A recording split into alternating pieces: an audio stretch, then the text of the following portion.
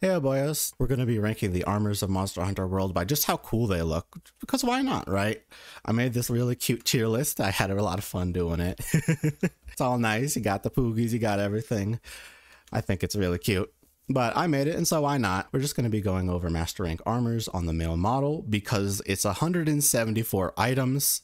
That's a lot. You know, you can comment down below other things you would like to see, maybe female model, maybe palicos, or maybe other ranks. And we're just going to be doing stuff in the Forge armor list, not the layered armors or other stuff like that. Because 174 items is going to take a long time. We can do other parts. Anyway, let's start off with bone armor. Bone alpha, I think it's all right. I mean, there's quite a lot of bone here. I do like the helm or the skull hat. And as you can see, there's like this fur on the coat, and you have quite a lot of bones just interspaced. You have bone plates on the knees. You have lots of these little bone tubes with the red wiring. I think the color scheme is pretty good.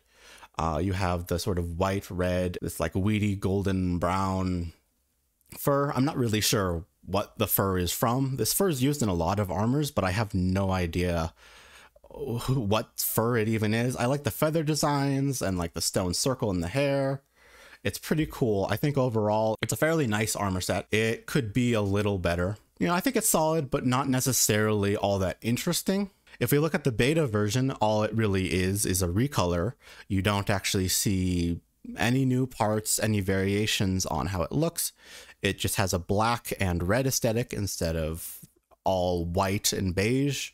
I think the black bones add a little more character. Yeah, it's not necessarily a bone texture, and the slinger is the same. I like it, a little bit of a ribcage design. I would say that this is slightly better. Then it just has more character is really what I think. Like the bone alpha is just bone, where bone beta at least has some allure of being black instead of just a normal white. I would probably say neither of these are particularly amazing. I think they're solid interpretations of what a bone armor would look like, but not anything special. And so because of that, because it's sort of middle of the road, it does what it's supposed to do and nothing more. I would say I'll put it in B tier for now. I don't think, I'll put it in B tier. There's nothing else. Bone beta is slightly better than bone alpha, but realistically, neither of them are phenomenal. All right. So next we have alloy. I mean, the man put a bucket on his head and just strapped some metal plates to him. It really isn't a very clean design. It has a very asymmetrical quality with the left pauldron, the shoulder piece right here. You know, this is much bigger. Most designs sort of have that asymmetry because the slinger is only on one arm. It sort of leads to that asymmetrical design on a lot of armors. I'm not the biggest fan of it in general. I think alloy is kind of meh. Like, it's just sort of a mix of plates. It doesn't necessarily look entirely cohesive. It doesn't have an overall nice design. You have these like kunai on the thigh here, but there's nothing special about it. There's nothing interesting. It's all just sort of metal plates and a guild symbol, and nothing is good here. It's nice and shiny. The only kind of nice thing is that you can see the blue pants through the back of the greaves, but I mean, that's not much. It really isn't. There's nothing so special about it. This is just it, but navy blue, maybe black. And then we look at the back, it's still blue. They didn't change that. I would say that both of these are basically the same. I think that the color difference doesn't really matter. I'm probably going to put alloy above it just because I like the metal look, where this black metal is a little bit weirder. Also, you lose a little bit of the color depth because the blue of the, you know, the blue of the pants, then just sort of melds in with the blue of the armor. But realistically, there's nothing phenomenal about either of these, and I don't even think they look particularly good as like a metal armor. You could maybe like the fact that it's sort of put together, you know, these are the weakest armors, so perhaps that leads to sort of visual storytelling of that these armors are weak, but it just kind of looks bad to me. Like, I don't think there's anything appealing about these armors, and so I think it actively looks bad. It doesn't, so I think that like D tier is actively looking bad. C tier is like, it doesn't live up to its potential. B tier is it's fine. A tier is it's a good implementation of the idea, you know, that is nice and appealing. And then S tier is going above and beyond and having something actually special about their design. So A tier is good execution, B tier is solid, C tier is little lacking, and D tier is actively, I don't like looking at this. And I think Alloy is a D tier, is a phenomenal example of D tier. It's just ugly. There's nothing special about it. I don't like it. Another armor I am a little less stellar about is the Vespoid. Both Alpha and Beta are pretty similar. Once again, we have this asymmetrical design, and so we have this like bug, what is that? Thorax, abdomen? I forget exactly, but we have this, you know, bug plate here on the hip, and it just completely destroys the symmetry. It makes this entire, his left side, our right side, it makes it so much thicker and heavier than the left side, which is mostly bare. Like, it has like this flask on the hip right here. I'm not really sure. I think it's a flask. You know, it's just super asymmetrical and all weighted on this side. I think the spiky design, that you have this like hockey mask, you know, helmet. It's pretty ugly. You got the horn, which I like the red tip of the horn. I like that it blends in with the leather straps on the hip here. But realistically, it's just kind of an ugly brown, and the spikes don't really add to the design at all. I think the spikes make it worse. I do like these like pointed little bits on the plates and this thigh, and then I like the rivets. I mean, there's always so much detail in these armors. They're phenomenal in that regard, but I think this one's design is just kind of ugly and abrasive, just like all the spikes on it. And then if we go to Beta, right, the difference is just that the metal is red. I think that making the metal red here isn't very good. Because one of the nice things about the other metal texture is that it at least had some variance. But the like secondary color of this armor set really is this red that's on these leather straps and like on the horn. And making the metal red to match that secondary color, I don't necessarily like it, because it loses the color depth, because this is such a plain gray armor that having this metallic texture at least adds a little bit, where I think that the red gets lost in the sauce a little bit. I also think that this is a D tier armor. I just don't like looking at it. Maybe it's C tier, but it just is not the best. So let's slide this over. I think Alpha's slightly better than Beta, but neither of them are good. So I'm going to put this slightly above the Alloy. Tiers are ordered-ish. I mean, it's all subjective, but left is better, higher is better. So I will try to have some ordering in tiers, but yeah, no. So now the Hornitar armor, right? This is Hornitar? Yeah, Hornitar. Hornitar is cool. Like, I think it takes the spiky design of the Vespoid armor and actually has fun with it. It full sends it and has character. I think there's a few things that, there's a few things that irk me. I think the pauldrons are too big, and the waistcoat, or whatever you want to call this, I think they call it the coil in game. I think it's just a little too big. I would rather see the spikes on these, on the knees go above the waist and have this be more streamlined and smaller, because I think these pauldrons just, they look goofy. They're oversized. I think making them like 20% smaller would help the profile, because it's really top. It just feels bigger than it needs to be, and it could be a little more streamlined. I think the slinger looks really cool, and I really like the color palette here. I like how all the spikes have a nice green turquoise look to it. I really like how there's points and these horns, and even the shoes have these little toe spikes. I really do like this design. So much detail in all these armors, right? You can see the mails and the rivets and all this little bit. I think that it's a pretty good design.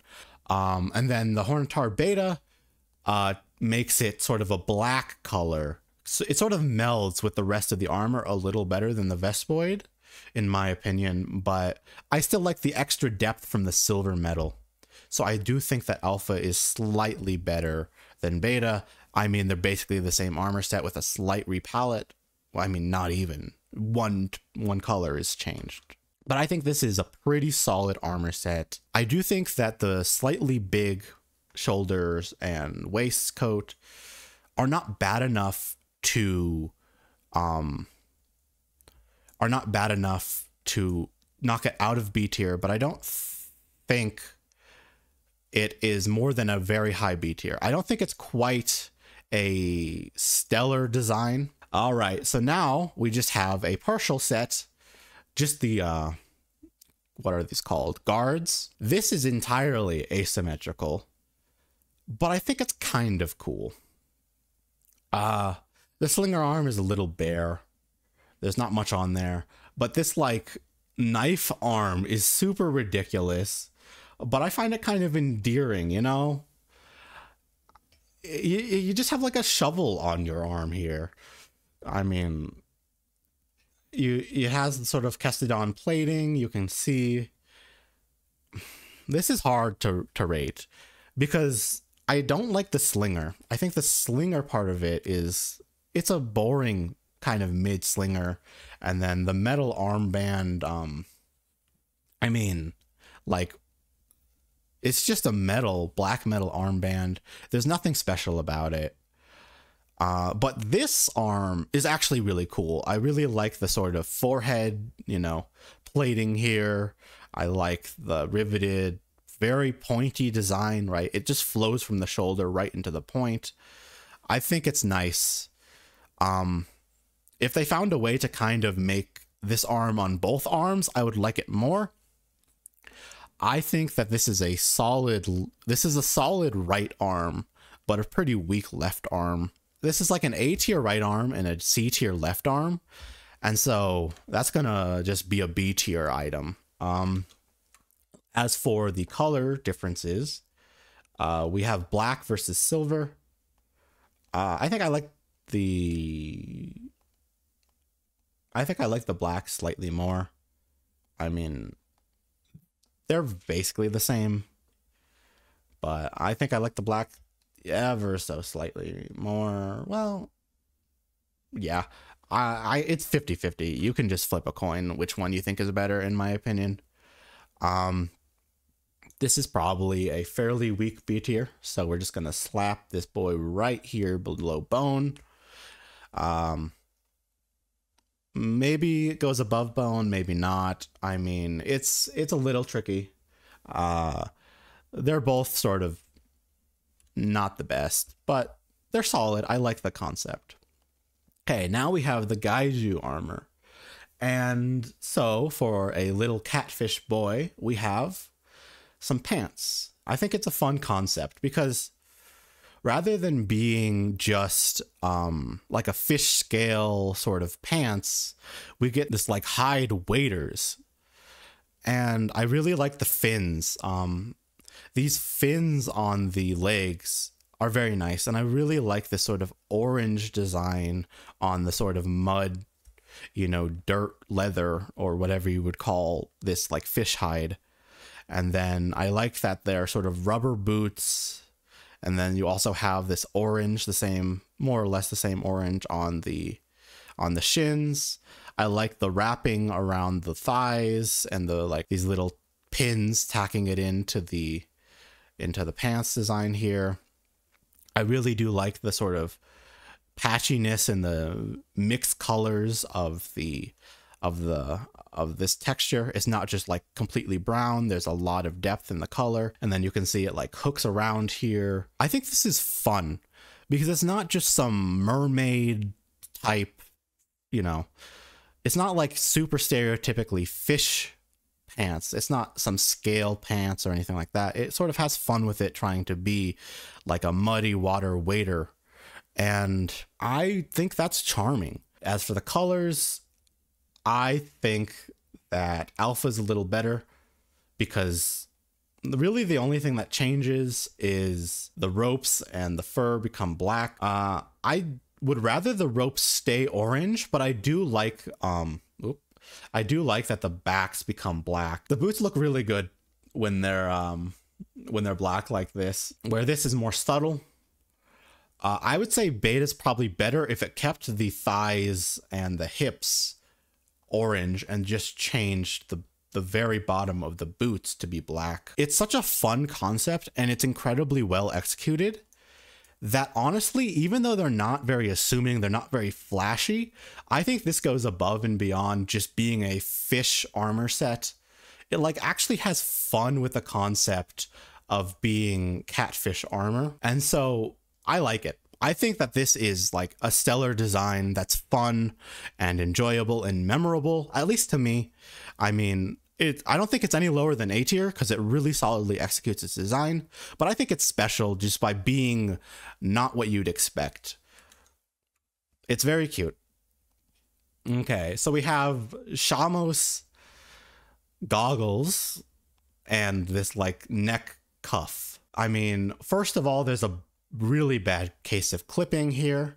If you have long hair, you know, it doesn't look great. And the goggles themselves are kind of boring. Like there's nothing super special about them. They look kind of goofy. They make you look bug-eyed. I think red is slightly better, but realistically, this is just, it's a nothing, you know, it's a nothing burger. It's entirely milk toast. I don't think there's anything particularly special. I think it's not quite B tier, but it's a little goofy, but it's not ugly. So I'm going to put it in C tier. Yeah, it's not quite B tier. I think it's a little worse than you would want it to be, but it's not ugly. It's just, okay. So now going to Gastodon, we have this little headdress. And then the two colorings. So we have, you know, two browns, a lighter and a darker brown, and then we have sort of a brown and a red. Kind of reminds me of Weather Report, just the tiniest bit. Not that much, but that's the vibe I get from this. I like the actual headpiece. I like the horns.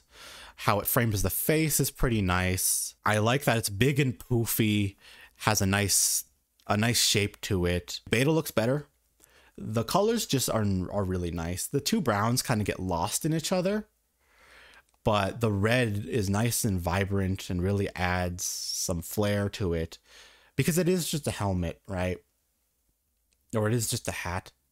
I think what I'm going to do here is, I think it's a very solid concept. Like it's a very solid execution of its design and it looks nice. I think I'm going to do something a little saucy here and say that the beta is significantly better than the alpha. The brown on brown is just too boring for me, where having the, you know, the maroon red and the brown, it really does add so much to the design. Oop. So now we got the Barnos jacket. The colors pretty similar.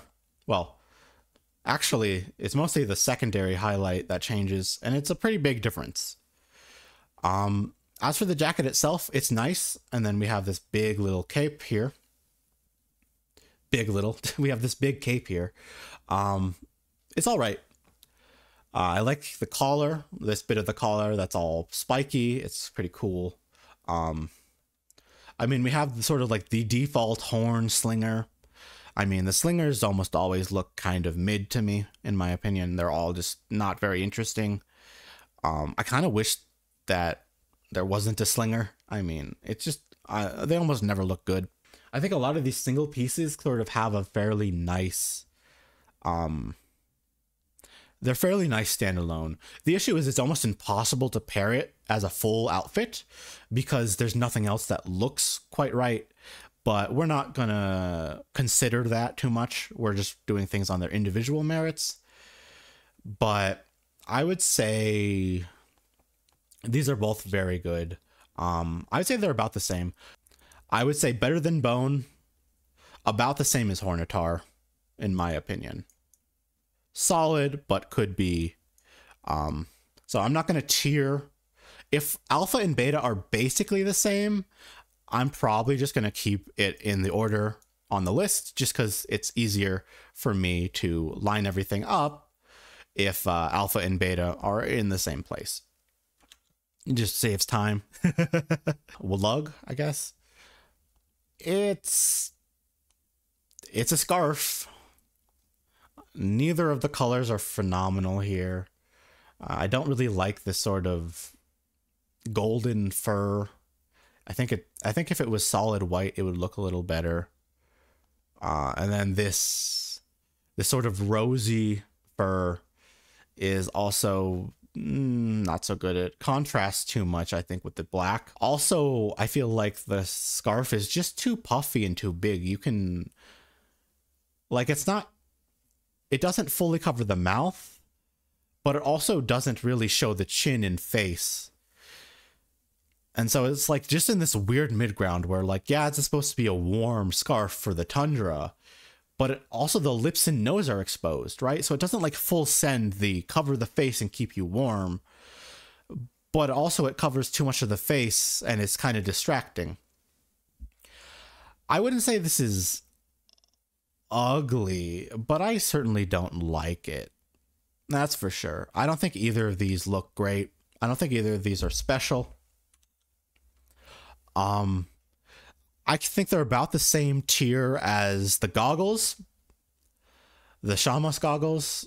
So I think they're slightly worse though. That's just me. I don't like them. All right, now we have Cortos.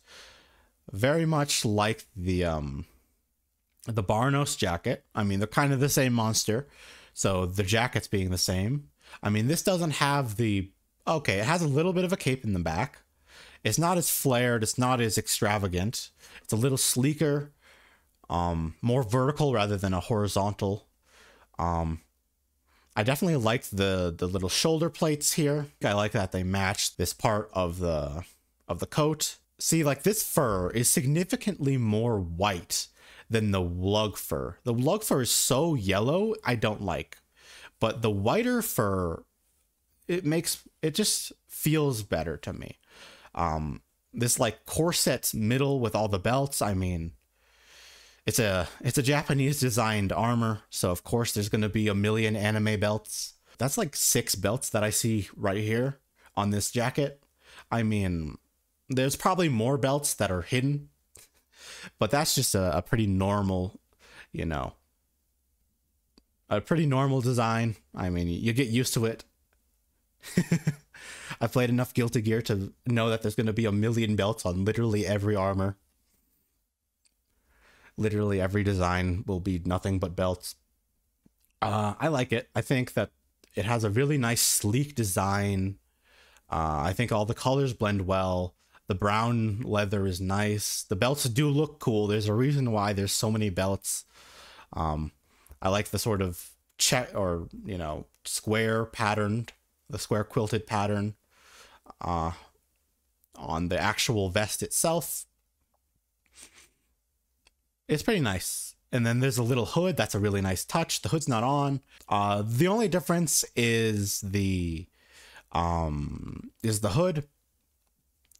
I say the brown looks a tiny bit better because it sort of complements the leather and like the inner side of the arms. All right. Oh no, I'm gonna have to take his Shamos. All right, I'll be taking this from you now. Oh no, don't cry. I'll give you something else. I'll make it up to you. Here, you can hold this. There you go. Now you have something. All right, now as for tiering this, this is a thought. I have to think pretty hard about this. I do think I like it more than the Barnos jacket and above Hornitar. It's a pretty solid jacket. Now we're into the actual armors proper, instead of just little piecemeal stuff from small monsters. We have our first big monster, and now we have the Jaggeris. I like the beret. The color patterns are really good. You know, this nice sort of greenish blue, and then the bold orange with some slight color variation in the little tips and then the core. It's very nice. We have a lot of good patterning on the greaves, on the gauntlets. We have the bag. It definitely gives that sort of, you know, elite beret military vibe to it. You have the sort of, you know, tactical tool belt over the shoulder on the chest here. I mean, they're not really practical, but they look cool, and that's all we care here, is does it look cool? And I say it does. It do. I think this is pretty good. There's a lot of really nice layering here on the hip. Yeah, it's asymmetrical, but it's not obnoxiously asymmetrical. Like this little, I don't even know what you would call it, but this little drape, I guess, on the hip here, it's not mirrored, but it's subtle enough and classy enough that it doesn't feel overbearing, but it's not a big enough part of the design that you miss it on this side. And I think it looks pretty good. Also, I like that it is on this side, and so you kind of have the beret tilting this way, and then you have the hip weighted this way. You know, I really like this sort of balancing of the design by having weight here and weight here. And then if we look at the color pairings, it is about the same. I think I like the navy blue a little bit more, but the more teal color is good. They're both very solid and they're both delightful. I like them both quite a lot. So I think it deserves A tier. It smashes its design. I don't think it goes above and beyond, but I can't really think of any way to improve it. I think it is what you're looking for. It has a fun design, but I'm not... This could be S tier. I might come back to this and make it S tier. It's solid. It's so solid. Well, it's something. This one I am conflicted on. I like the aviator cap. I like the sort of sleek design of the jacket. The scale texturing is really nice. You have all these different colors. It's a very vibrant and mixed scale. You have these very light hues and these very dark hues and all the gradients in between. Fuckload of belts. 1, 2, 3, 4, 5, 6, 7, 8. I mean, this might even have more belts than we've seen. I think this is like 10 belts. We also see, maybe this is the first time we've seen it. We will see this a lot, but there will be a lot of hip knives also. Lots of belts and lots of hip knives. We also have a nice little stylish ascot here. It's cool. Also, I think there's 2 belts under that. You know, I really like the ascot. I like the inside of the collar being bold and the outside of the collar being more subdued. That's always a really nice touch when like the inside of a garment is really flashy and then the outside is more subdued. I like the slinger too. You know, a lot of the slingers are kind of a generic horn slinger. This is a nice slinger. I like the webbing, you know, it's good. But the ears, you know, I talked about everything I liked. What the hell are with these ears? I like, you know, what is this, Shrek? So these Shrek ears, man, they wobble. That's kind of cute. I mean, I'm not sure if I like these Shrek goblin ears. I think they're a little too long. I think if they were reduced size, I'd like them more. I think A tier is going to be a fat tier, by the way. There's going to be a lot of things in A tier. That's going to be the chonker tier. Yeah, I don't really care. I mean, sometimes the alpha and beta are different. I don't care. If I were to say which one I like more, if you put a gun to my head, I like the silver more. The black just kind of gets melded in with everything. It's not surprising, but who really cares? All right, we got we got Warcraft 3 Alkalite here. More belts though. I think this might have the most belts in the entire game. There's a lot of belts here, and I might have missed one. The belts are crazy. Oh wait, no, I definitely missed some. There's at least 2 more belts. Oh, there's belts on this. Oh my god, there's so many belts. And then once again, we have another weapon, another sidearm. I think this is a nice one. But this does really have sort of like a culty vibe to it. I really like the finger spikes. I really like all these, I don't know what you would call this. All the stitching, all the cross hatching, you know. The belts, I mock them a little bit, but they definitely give a really nice center line and add some nice silver shine. You know, it really fits with this over-the-top design. I also think that the knife very much looks like a sacrificial dagger.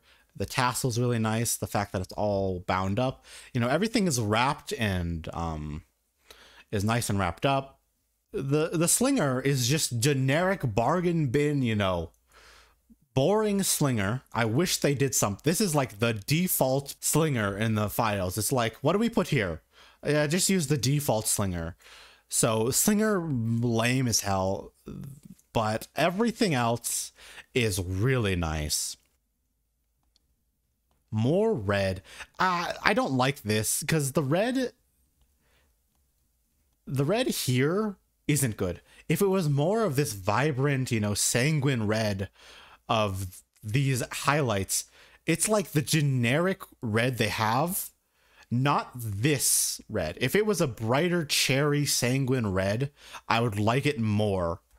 But it's off red. It just doesn't match with this little gemstone, the bead, this like inner bindings. It just doesn't. It's the wrong red. It does not fit. So I like the black. The black fits, the red does not. I would say that this is about the same quality as the Tixi. I like it more. I don't think there's, you know, the lack of those goofy ears is really what makes me think that this is better. The Do Dogma.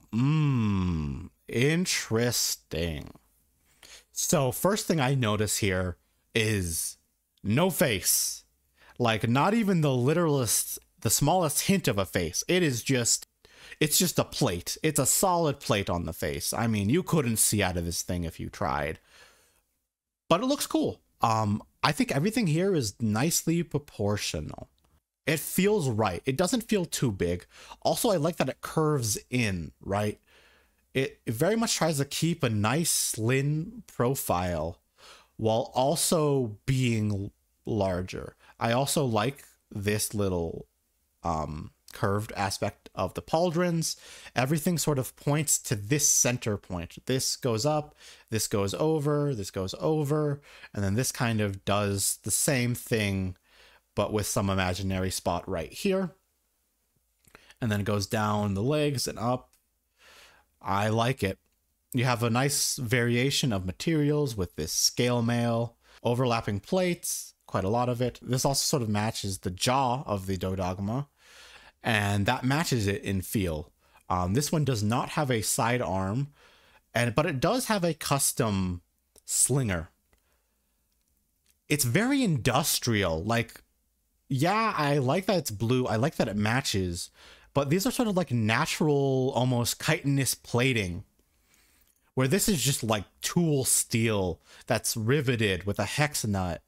You know what I mean? Like, this is way too industrial for the very natural curvature of the armor. This is off-putting. This just does not fit. And then as for the wire bug cage, or not the wire bug cage, as for the guide bug cage, it's all right.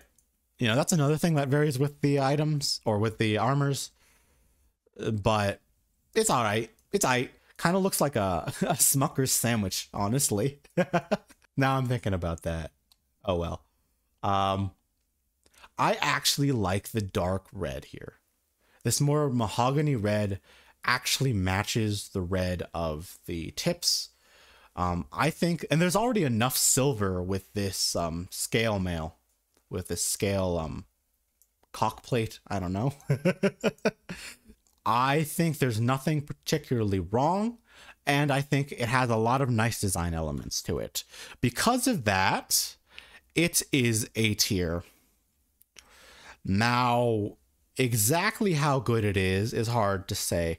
I don't think it has a lot of character like the Jaggeris has. These ears, man, I do not like the ears. Once again, the ears lose a spot for the Tixi. All right, we have the Kulu Yaku. I am not sure where this goes at all. It's unscrutable. I am not sure what I feel about this. Like, I really don't know what I feel about it. I like the turban. I like the hair or the feathers. I like the, you know, all this sort of bone teeth design. I like the curved dagger, very fitting for the overall fairly Arabian design of this armor. Once again, we have bargain bin stock slinger. Make a custom slinger for every armor set. Come on. And then we also have a fairly standard lantern here. Not very interesting, I have to say. I like the bare-chested nature. We have this little vest here. Dreamcatcher-esque necklace. I really like the golden coins. This really does sort of feel like a merchant to me. I do like this sort of tailcoat. The bound boots, they add a little texture. I think they're pretty nothing. I like the black and red, but they're sort of a stock boot. I would say this is a C tier armor set. It is good. There is nothing that makes me say this is, you know, there's nothing that makes me unhappy with it, but there's nothing that really surprises me. Alpha, beta, basically the same. I think I'm going to put it right here. Yeah, that's what I think. I'm going to put it right here. A little better than Gyros, but not quite as good as Hornitar. Alpha better than Beta. All right. Now we have our Bloodborne cosplayer. Doesn't have that many belts. Really only about 2 belts. I don't think these have oh no, they have buckles. Never mind. There's a lot of belts here. And maybe on the, okay, there's a fuckload of belts. Also, there's a bunch of daggers. You can't really throw them in this game, but there's a bunch of daggers, and it kind of lends to the assassin-esque look. This is a very good armor set. I enjoy it quite a lot. I really like the covered face. I mean, the flare of all these little feather aesthetics, the fur, you know, it really does feel like Bloodborne, Assassin's Creed-esque rogue with a nice feathered plume, very suave. You know, I like it. You feel me? So I think this is very solid.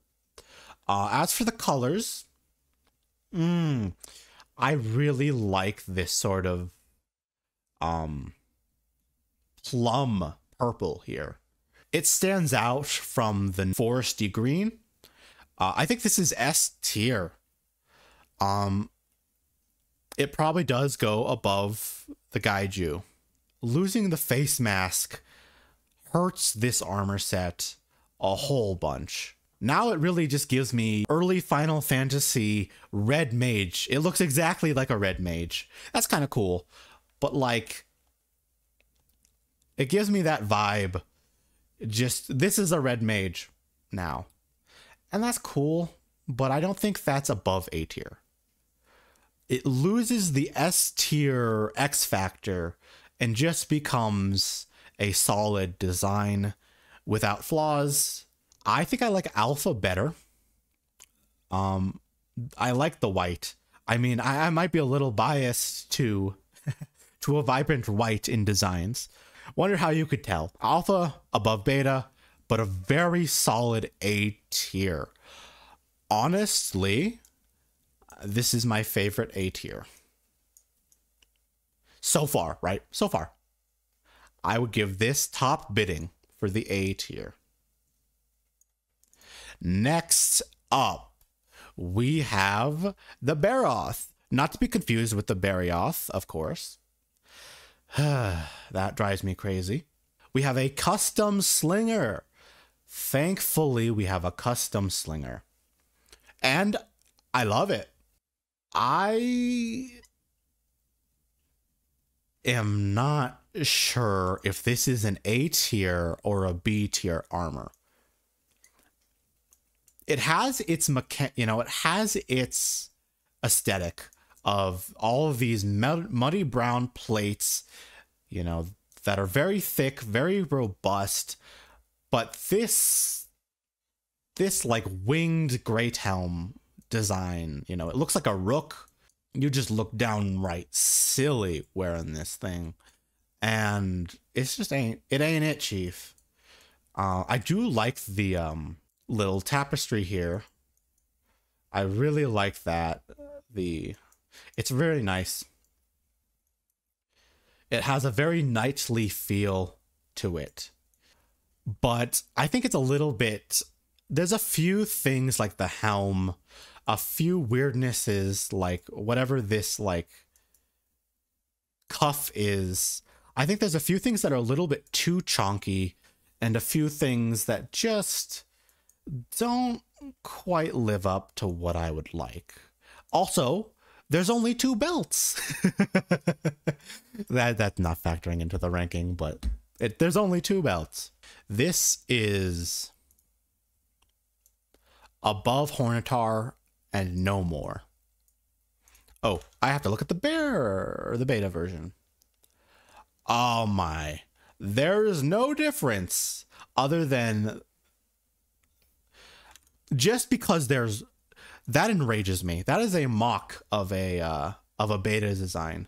It peeves me so greatly. I'm not even going to evaluate the color differences because they didn't care enough to make a serious difference. Gyrodactylus. I think that this is a very solid gladiator aesthetic. It is very solid. I like it. You have that sort of, I don't even know what this is called, but you have that very Greco-Roman style flair to the head. I very much like the fins, and I really enjoy the sort of muddy, cragged texture of like the base material, right? Like, mud is the aesthetic of the Barioth, or forgive me, mud is the aesthetic of the Baroth, but there's like no mud on this design, where here the Gyrodactylus is entirely mud. It kind of gives me Fantastic Four's The Thing vibes with how cragged it is. It really is dried mud, like this guy is made out of rock. Like he's just waiting to say, it's clobbering time, I really like the gladiator aesthetic. I think this is also a fairly stock slinger, but it is not the stock slinger. So it gets that up, right? Like it is actually pretty nice. I don't think it matches though. That's the thing, is most of the slingers don't really match. But luckily, this slinger blends in so well that you don't even notice it. A problem with a design is if the best thing you can do is make it not noticeable, it's a pretty bad design element. In my opinion, I don't like the slingers. This gauntlet, though, that's Pog. I love that. That's a sick-ass gauntlet. Pretty nice. I would say that this executes what it's supposed to do and then more. It is nice. I do have to say, the beta having this sort of very deep, muddy green, or just like this, I don't even know, brown color. It loses the flair that the normal fin color is. So I would say it is worse. I'm not sure if it's better or worse than the Pookie Pookie. I'm going to put it above it, but they're very similar. They're both absolutely phenomenal. I love them. They make me happy, and that's all you can get. Now we have the Bayo. There's nothing wrong with it, and it's a very nice design. But this like very pointy aesthetic and like very nice narrowed helm. We've seen it before. We'll see it again. It's a common aesthetic for armor. There's nothing that makes me inspired here. Oh, I do think beta's better. I should be checking the betas first. Beta is better. That at least adds a little bit of flair to it. It probably goes above the Kulu. And that's about it. Hobi Kadachi. And well, I very much like the heavy coat. I'm pretty sure this is a Russian design, or maybe it's Polish or something like that. It's definitely an Eastern European coat design. I'm sure someone can tell me the name. I think it's very nice, especially for being a cold weather monster. It very much feels in its element. We have these like ice pick daggers. I'm not really sure what these are supposed to be on the hip. Now I'm debating whether it is just doing what I think it should and being a B tier, or if it's an A tier because I think that the coat design is special enough. That's a hard one. I think it is an A tier.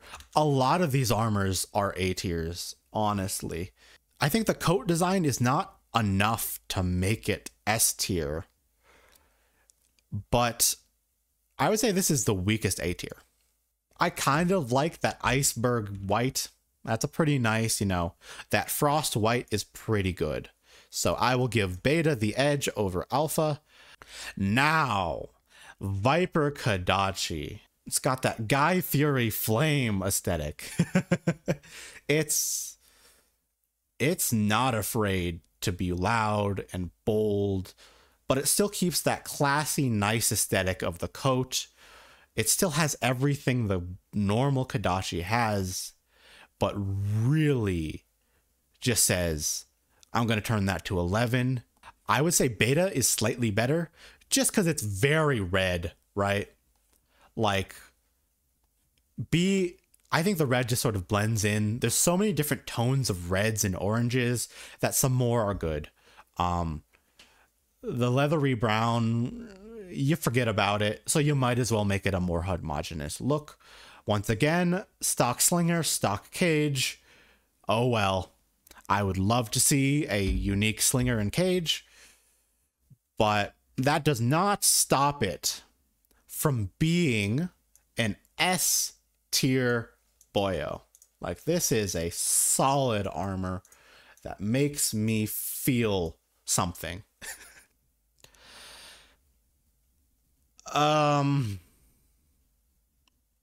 Yeah. You got the Roadhog mask. You got the fat boy aesthetic. You got the backpack. You got all the weird spikes. You got the, like, what's that called? You got the cockplate. Like, nothing about this is nothing about this is even halfway appealing.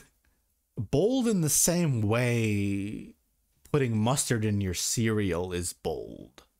Like, no, thank you. I'd rather not. I think the developers were probably high when they made High Metal. Alrighty. They both suck. Luckily, we have a great palette cleanser. This makes me so happy. This is amazing. I mean, everything about this is amazing and enjoyable. It keeps the moose aesthetic of the Benbaro. Yeah, it keeps the moose aesthetic of the Benbaro. It makes it very Nordic. I mean, like, look at the hammer, look at the beard, the helm. I mean, and then you see this like skirt. I really like these braids, also very Nordic, you know. Very Scandinavian, having all this braided hair. It jiggles too, very nice. I like the texturing of all these little horns in the coat cape thing. I love how big it is. It's just chonky, it's bold. Huge major points for having a custom slinger. My God, having a custom slinger is amazing. And this slinger, no notes, no questions. You know, A+. It passes flying colors. The cage, all right.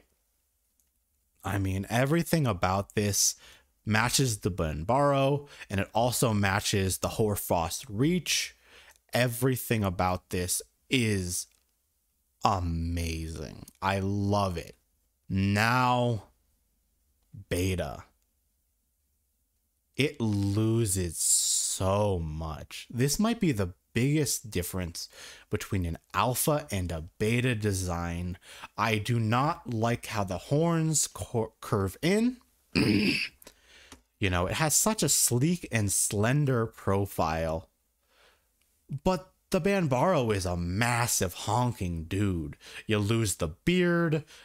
You know, everything is downsized. Everything is streamlined. Everything is just, you know, if Benbaro Alpha is an 11, this is like a 6. It's afraid to be itself. It's afraid to be big and take the space. And, you know, just like people, just like their personality, you just have to turn it to 11 and be. And so this just feels like it's holding back way too much. It has all the things that would make it good, but it's too afraid to show them. It's too afraid to embrace them. And Benbaro Alpha has that energy. This is going to be a little crazy, but I think that this is my favorite armor we've seen so far. But the alpha version is just like, this is probably the biggest delta we will see between alpha and beta. We'll see though. We have the Anjanath Alpha and Beta, another armor set that is pretty different between them. Custom slinger, first thing I noticed, we got the Smucker's cage, some hip knives. I haven't really looked at this one before much. It's all right. I am not sure if this is A tier worthy. I think this is low A tier. It's nice. I like it. But I don't necessarily feel like there's anything amazing. And then I think that this is just, maybe this is a D tier. Maybe this is a C tier. I think this is a C tier. It just fails to meet my expectations, where this is okay. I do like the cross on the back. I would say low A tier / B tier and a C tier for beta. Beta, you are the highest C tier. Alpha, you are here, just above the Hornitar. It's good, but I don't think it does what it's supposed to do and not anymore. All right, Fulgur and Janath. They're very similar. But the fur element of the Fulgur and Janath stands out way more, where I think the black fur is just too dark and it kind of loses its depth. But the white fur really pops, especially with this like tiger stripes. It really pops and like gives it more character. So I would say that this like really has that extra depth to it. It feels way more special than the normal Anjanath. And so I think it's going to always be a little bit better than the normal one. How much? I would say by a decent margin. So, I would say top of C tier for the beta, and then top of B tier for the alpha. Okay, so now we have some classics. We have the Raytheon. Oh my god. This is going to be the longest video fucking ever. Holy shit. Okay, now we have the Raytheon. The Raytheon is all right.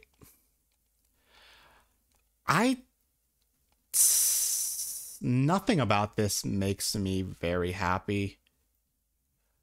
I mean, I think this is it's not ugly, but it's so boring. There's nothing about this that even looks mildly appealing. The helm is dumb. The arms, the texturing, the coloring, it's all just not special. I love the Slinger though. Slinger, fantastic. Everything else, a little less than my expectations. So I think both of these are basically the same. Alpha, beta, I mean, identical. Like, I mean, look at this. Actually, they're a little different. Beta's better. I like the tailcoat or whatever you want to call that. Nice. Beta better, alpha worse. But kind of sad. Not impressed. I mean, the color, honestly, I just think that this is such a just unappealing design that changing the color does not make me like it anymore. Man, I just can't be inspired to feel anything about this. It's not ugly, but I feel emotionless. Actually, now that I think about it, I'm probably gonna change this. I at least felt something when I looked at the Anjanath. I don't care. Pink, nothing against pink. I just don't care enough to tier this. Hopefully we get something that will make me feel again. Yeah. This is cute. I like it. I like it. Got a nice little hood. I mean, the face is very serious, but this is a cute little guy. I really like the pads on the knees, on the head, these little ear boys. They're very nice. They're very enjoyable. I am no longer sad. Beta's way better. I really like the red. It's so playful. It's so silly. I like the loudness of the red. It's just very silly. I could definitely see this being a high B tier, but I personally think it's probably Lumu Phantasm. So first things first is we have a lot more texturing on the fabric leather thing. I really like these evil eye designs. They're very nice. It's definitely way less cute. It's cute but basic, where this is a little bit more flair. I would probably put Phantasm above Lumu. Standard. Alpha is worse than beta, in my opinion here. While I love purple, I think that this sort of very nice turquoise matches with the sort of bright, vibrant eyes way better. The purple is really nice, but I think it gets lost in the normal purpleness of the midnight purple of the jacket. So this blends with the accents very nicely, and it's not overpowering. So I would put beta above alpha and phantom above normal.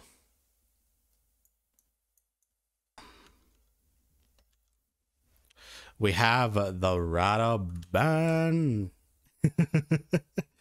This one's interesting. So first thing is the helmet. Who is that? It makes me think of the part 5 JoJo villain who wears the suit. I think that's Gelato. I don't quite remember. That's the first thing it makes me think of. It makes me think of White Album. Other than that, I like the design. In a way, this is like the bone armor, but if it had some character to it. The bone armor is just bones, where the ban armor takes it and makes it this, you know, impregnable fortress, has the nice black and bone, you know, the tar and bone aesthetic. It could look a little bit more like bone. It kind of does just look like a beige sort of weirdness, but so I think the only thing I would say that's holding this armor back is the bones don't look bony enough. But you still have a lot of these design elements that make this look like a vertebrae, vertebra, I guess, that make this look like vertebra. And then you have all this default slinger, but it matches, so it's a little bit special. What is the alpha beta look? Mostly irrelevant. I would say I like the darker of the beta because it matches with the very pitch black, you know, tar. Unsurprising that tar is pitch black. Where do I put the Radaban? I don't think it's quite S tier. I think the weird like bunker design of the helm is not quite good enough for S tier. It's a little bit weird, a little bit obtrusive. I would say it's probably just here. Hard to say, but that is what I feel. It's a good one, but I don't think it is quite special enough. But Ban has it going on. Artisan. Very sleek. That's an amazing slinger. That is a phenomenal slinger. I also love the cage. An amazing cage with this like core unit.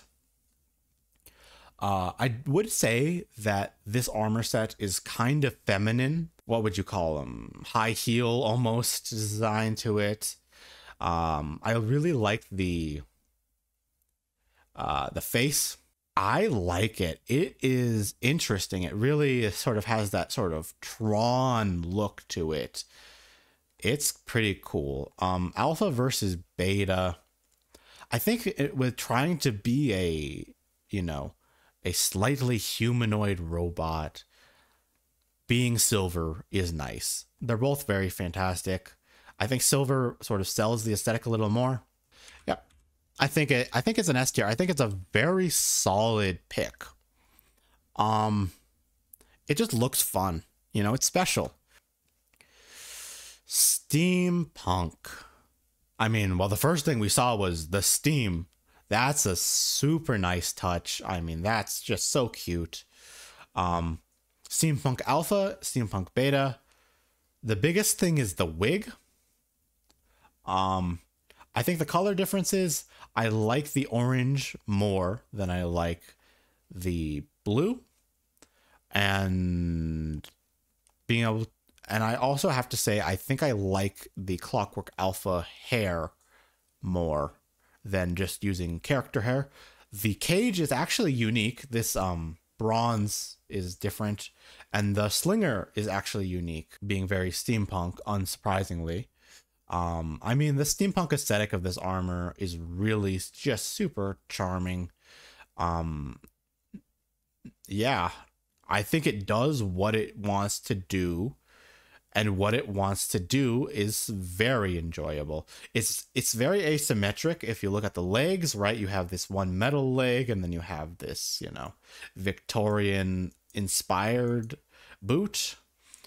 You have all these cartridges on the side, but overall, I would say I like every bit of this sort of clockwork design. It's all, I mean, the jetpack, it's great. Or whatever. I guess this is the steam pack. It's great. I love it. You know, this is an easy S tier. I would say this is probably number 2 on the list. Okay. Ingot. Yeah.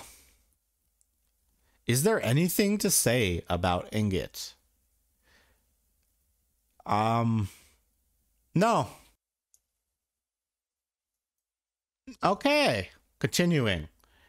Barrioth is nice.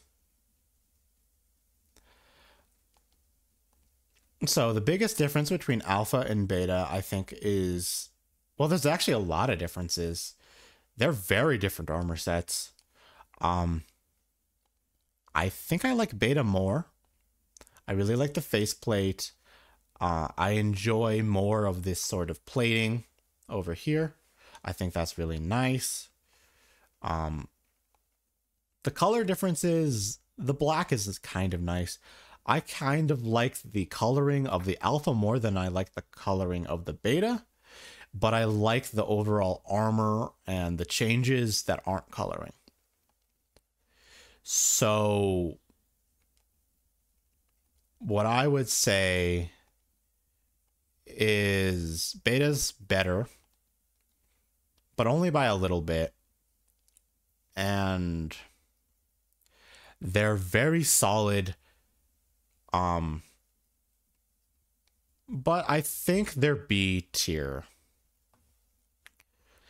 There's nothing that bad about it, but there's also nothing that good about it. I'm not like, yeah, this is great. It's just like, it is. Rathalos. Most of these are going to be ranked the same in terms of the Wrath. I really like the winged material of this. Custom slinger, love it.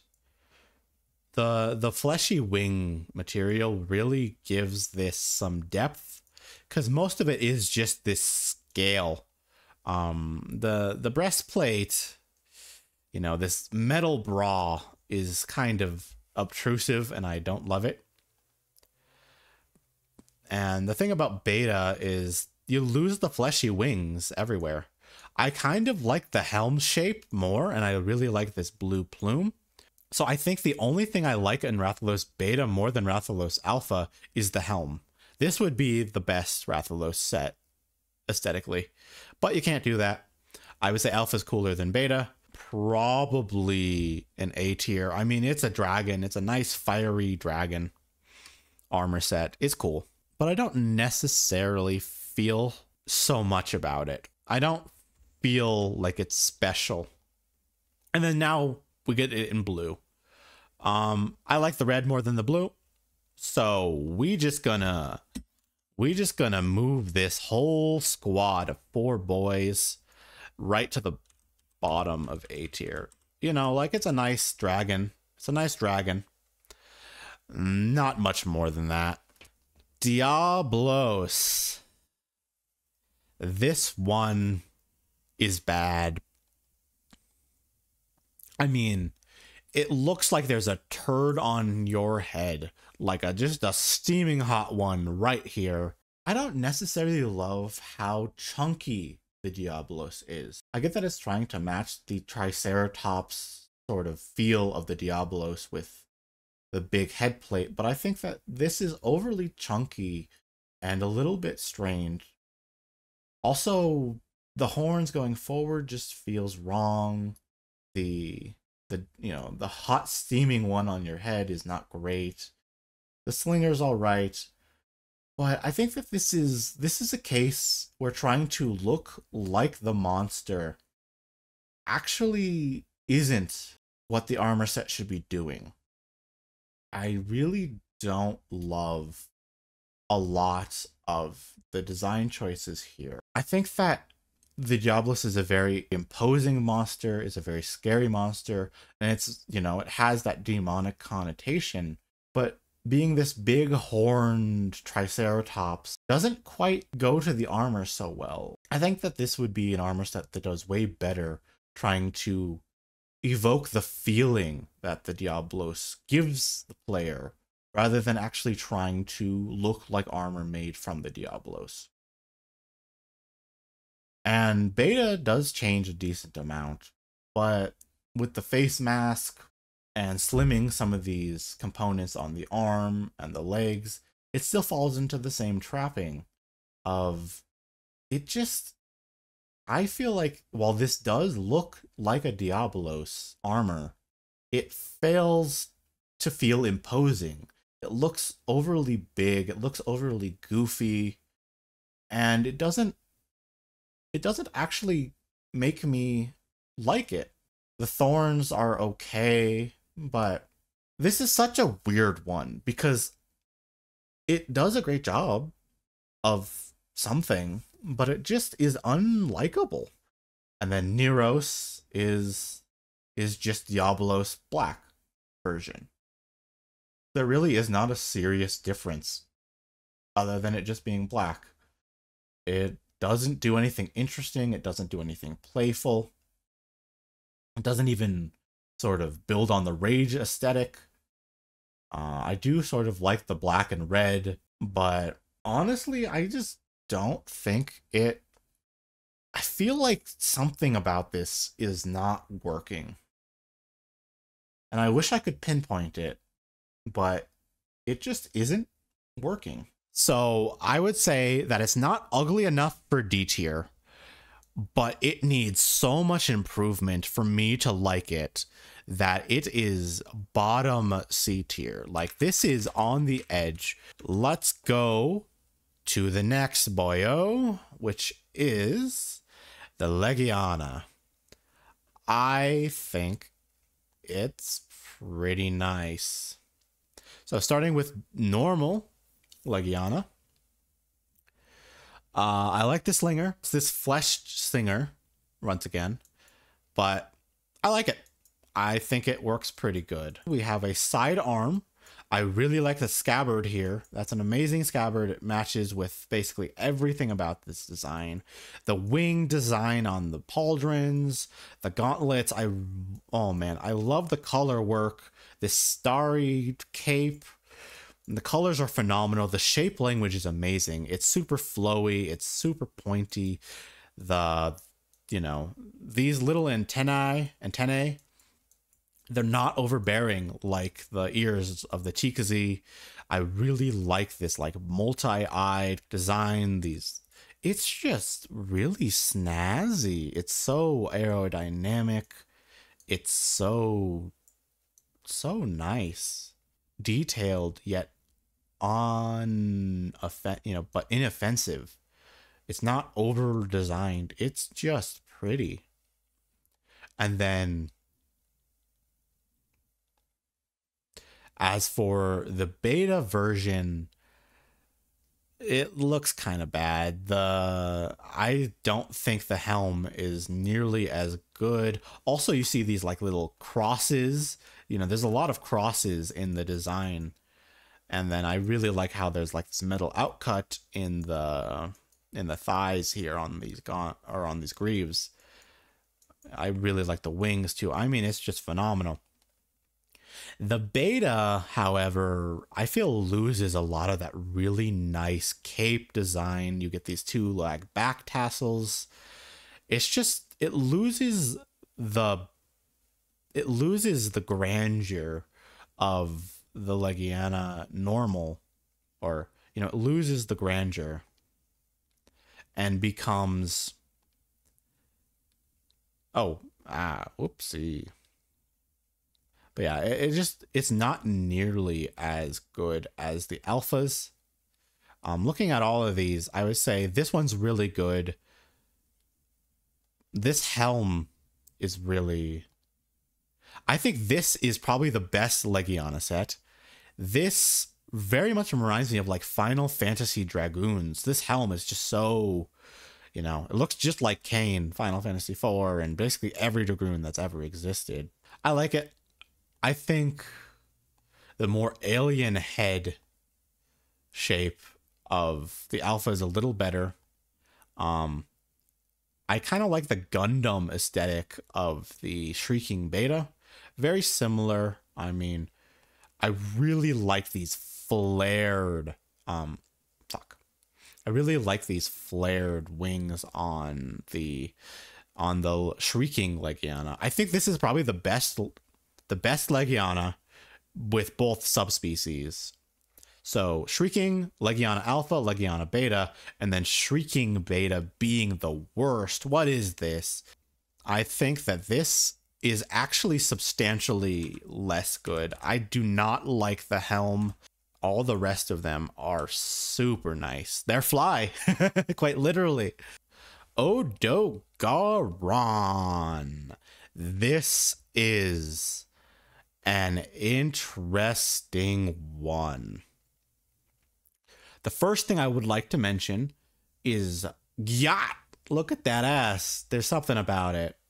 Like the way it's all bound up, it just pops. Okay, now back to the front. I love the finger hooks. I love the toe spikes. You know, it very much has that shinobi vibe while also being very Oni inspired. I really like the aesthetics of all these swirling sort of fiery muscle texture. You know, the red is phenomenal. And then you have these two blades on the back. I don't know what type of weapon they are. I'm not the most versed when it comes to Japanese swords, but I'm sure someone in the comments will be able to identify these. Custom slinger, amazing.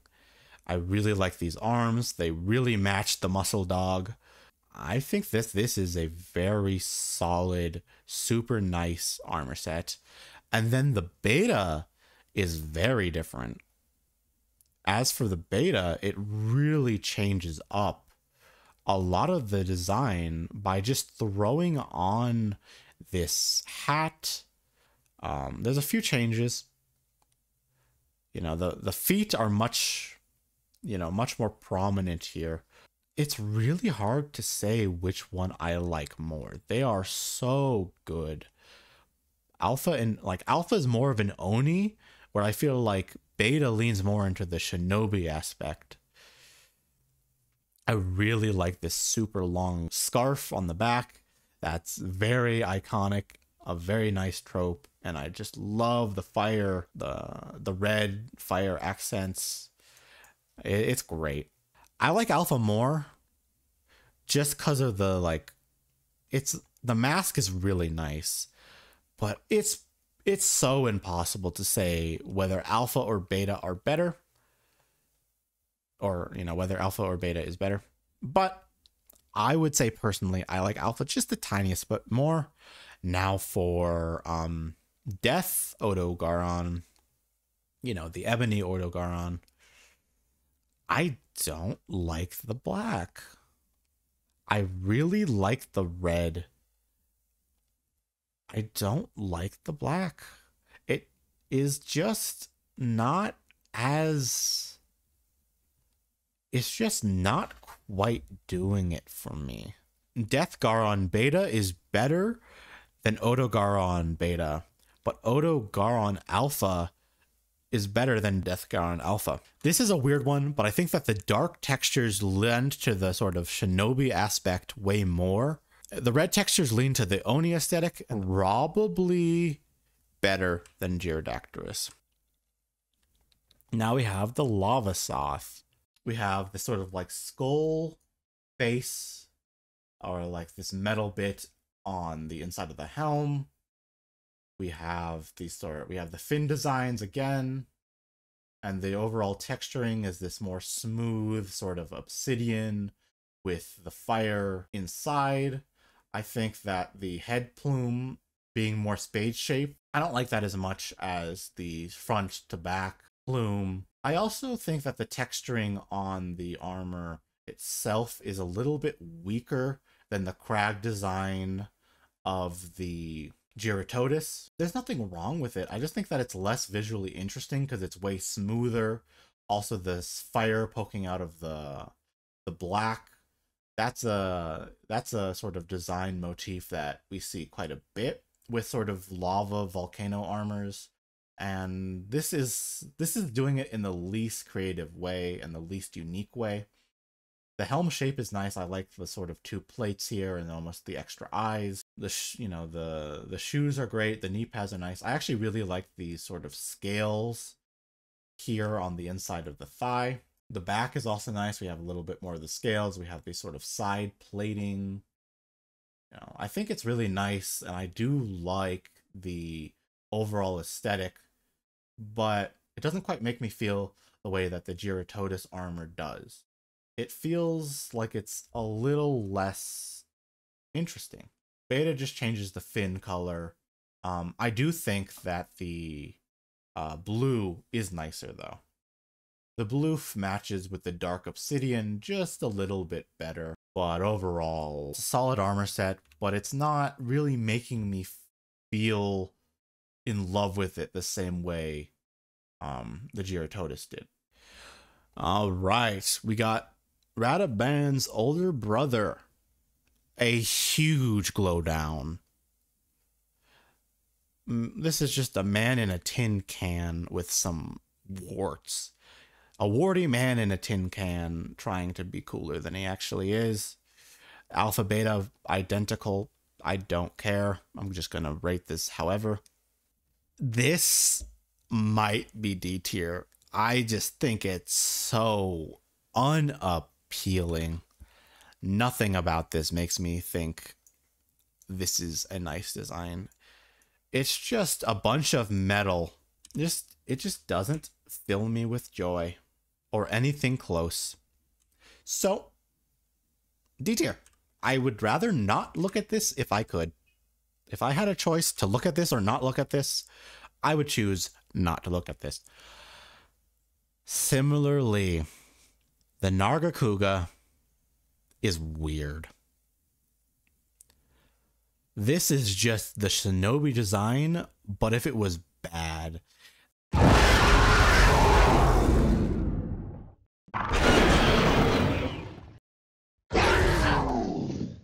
This is Odo Garon if you fucked up halfway through and just ruined the cake. You missed the baking soda and you put salt in instead. This is what you get afterwards. You just get unbearably mid. Like, Alpha's ugly as hell. Beta's actually okay. I don't really like the fishnet top. I do like the bones. There's a lot of nice bones and they're all very jangly. The purple's phenomenal. All these like bindings. I do like the black aesthetic. I would say both leave me wanting though. Like there's good stuff about it. The bones are nice. And the general shinobi aesthetic is good.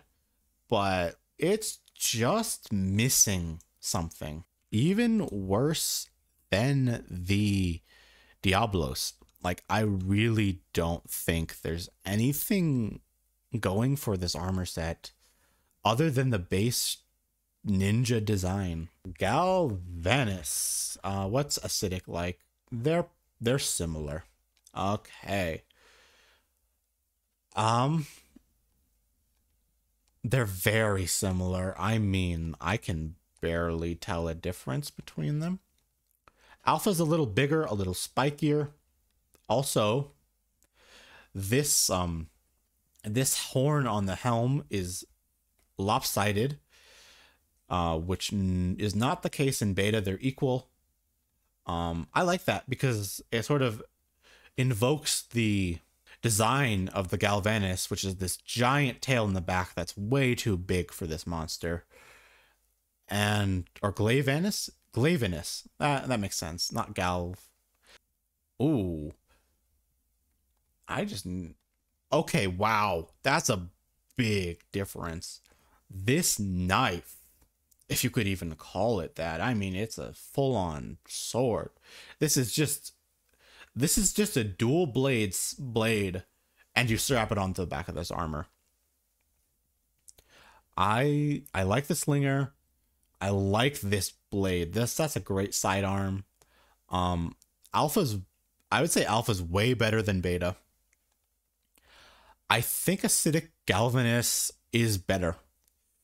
It feels more intimidating. It feels more evil. It feels scarier. You know, it's way more hostile than the red, which is a strange thing to say given that red is a very aggressive color. But this like toxic green is just, it screams danger. I would say that this goes just under the Gyrodactylus. It's a very solid design. I think it's quite up to the standards of S tier. Oh, it's been 2.5 hours for me, so I took a little break, stretched my legs and all that. So if things are a little different, that's why. It's probably been quite a while for you too. So I'd recommend stretching your legs and getting something to drink. I gave a little look over the tier list during the break. The only change I think I decided on is to move the Shamos and Lug down. I do think that both of those monsters are better. All right, so now we have the Brachydios armor. Right, normal scout fly cage. We do have a special slinger. Looks pretty good. It's not a bad one. Really the most notable thing about the Brachydios armor set is the color and the inspiration, right? This is very much trying to be Gundam. It's trying to be EVA 01, In Frontier, there's literally just a cosmetic that is EVA 01. Like, the Brachydios really is the anime monster. There's a lot of anime and early, 90s TV, Japanese TV in Brachydios, and it shows. I think that the design really does sort of have that EVA inspiration. The horn's really nice. The color scheme is really nice. And as just an armor set on its own, I think it's pretty solid. It has a nice amount of spikiness with the greaves. I really like the accents of these green slime puddles. The shoulder pads, the pauldrons aren't so bad. And while there is a very prominent horn on the helm, it doesn't feel overbearing. It doesn't feel weird. When we look at the beta, it's mostly a smaller version. The silver turns into the red we've seen, this deep red that's on most of the betas. That's about it. You lose a lot of the green accent, and really things just sort of slim down. And I think that's quite the shame. A little bit of a weird placement, but I do think that the beta loses a whole lot of what makes the design special. Now we have the Tigrex. Alpha, I'm not really sure I like the headpiece. It just looks really goofy. It's super small and minimalist. That's just super distracting to me. I don't really like it. Um, when we look at the rest, normal scout fly cage, normal slinger. I do really like the color scheme of the nice bright blue with the orange. I do absolutely love all the talons and just how pointy they are. Another good thing to note is basically all of the spikes go upwards, right? It's a really nice shape language. It really leads to a nice flow. You have the teeth going up, you have the shoulder teeth going up, the arm teeth going up, you know, the leg teeth going up. Yeah, on this collar, there's a little bit of down, and then on the chest piece, you have sideways. But for the most part, I really like that all the teeth go up. In terms of the knife that's on the side here, it's a pretty small little dagger. Nothing really to say about it. I honestly don't feel anything about it. You have one on both sides, a nice little wiggly tassel. Nothing else really wiggles on the armor set. The back, I mean, it just looks like the front, but the back. And then I really do like the different helm. It just, the alpha helm just looks kind of dumb to me. And when we look at the difference, yeah, the beta is a little sleeker in the shoulders, in the legs. I would say that just change the helm and this armor set's really nice. Really, I think the biggest thing that gets lost in the beta is the legs. These greaves just don't have the toothiness that I really like in the alpha. Although I do like the toes. These toes, like these 4 hooked toes, that's a nice touch. I just wish that these were a little bigger. And then this space is very open. Maybe there could be something here. But I would say that beta's overall better. The helm is much nicer. The feet are cool. And mostly it's just a little bit sleeker of a design. And not having that goofy, you know, chin strap of a helmet is just huge for the armor. We're going to put beta in this slot above the Rathaloses. And then we are going to put alpha right at the top of B tier. Now we have the Brute Tigrex. This is a big improvement. Brute Tigrex just has a nicer, cleaner design. I really love the cape. I really love the black and brown color aesthetic. Once again, we have all the teeth pointing up. And this one, all the teeth point up. There isn't any of those weird downs. And the knives, you know, these are full-on daggers, not just knives at this point. I really love how the scabbards match. I really love how the guards match. Everything about them is really good. And even the hilt wrap, you know, this little hilt wrap right here matches the sort of accent color of the inner parts of this armor set. We have a few belts. Don't forget about the belts, but only a few. We have this toe spike. I'm not crazy about the toe spikes. And then the beta version actually does something interesting here. So first of all, I think the mask is super apparent. Also, we see a difference in the shoulders, and then the daggers get turned into these, man, I don't even know what to call them. Axes almost. I'm sure there's a very good term for this. Either way, they become teeth murder sticks. And yeah, it's a pretty nice change. I like how it sort of you know, really leads to that brutal and savage nature. Because this is not a blade. This is just something you bludgeon someone with, and it just happens to have some spikes on it. If we look at the back, you see that the spikes go away. And I think that losing the spikes here is okay because what replaces them is really nice. I really like the weapons. I really like these gauntlets. Even though they're not as spiky, they're still very sharp. They might even actually be more spiky. Never mind. The shoulders losing the spikiness isn't great, but they still have that sharp shape language with these like ridges. Both stand on their own merits, and neither of them feel like the superior version to me. I think it goes right here, right above the Radabon. I just think it's a super solid armor set. A tier is the party tier. Black belt. Speaking of things that will go in A tier, this is not one of them. What is this? Like, what are you wearing? Bro lost the other one of these. Like, there was two in the set. He just lost the right one. Like, there's no way this makes any sense. Dude just lost the other shoulder piece and is trying to pass it off. Boring slinger, boring scout fly cage. We have a really thick like belt waist piece.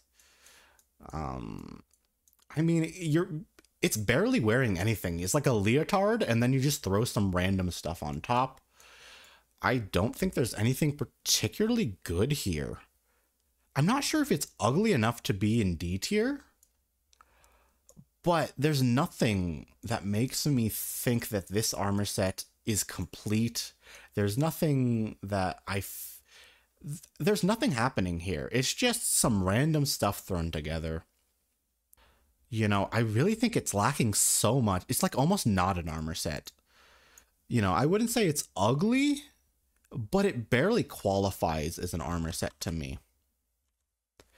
And because of that, I'm going to put it here beneath the Oregon. All right, we got the Duber, we got the Goober, you know. Here we go. And I think it's pretty good. I really love the sort of cow skull aesthetic. I think that the Duber is what the bone armor wanted to be. It has way more character, in my opinion, with the painted skull. I think that a lot of the traits that made the bone armor good is here. I really love the body paint. It still has all the bone tubes, you know, all the bone pieces that are stitched in. It has some teeth or fangs or claws. You know, it has the feather aesthetic. It's just the bone armor if it was good. And yeah, and the beta is pretty good. I thought that the beta didn't have the cow skull, but I was wrong. This is fantastic. Losing the body paint does suck. The body paint adds so much to the depth of this design that I really do miss it. I like the red. You know, it's a really nice contrast with the black. Almost looks like the Eye of Xana. I don't know why that came to mind. It really does half look like that.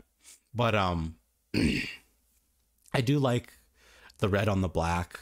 The missing face or the missing body paint is just too big of a loss for me. I also just noticed that there's this skull necklace. You can barely see it. It's black on black, but this is like a skull necklace right here. Also a very nice touch. I mean, bone armor, but it's actually interesting. I would say that this is probably A tier. It's solid. It doesn't do anything wrong, but I think it's still a little short of being considered really nice. I think I'm going to put it below the beta default Tigrex. Here we have Damascus. Damascus is interesting because it's just a metal armor, right? It's just metal. We have the first full sword I think we've seen, you know, just an actual short sword here. That's the first time we've seen like a full length non-dagger. And this really is just a metal armor set, but it has enough flair that makes it just not normal metal. It makes it not boring.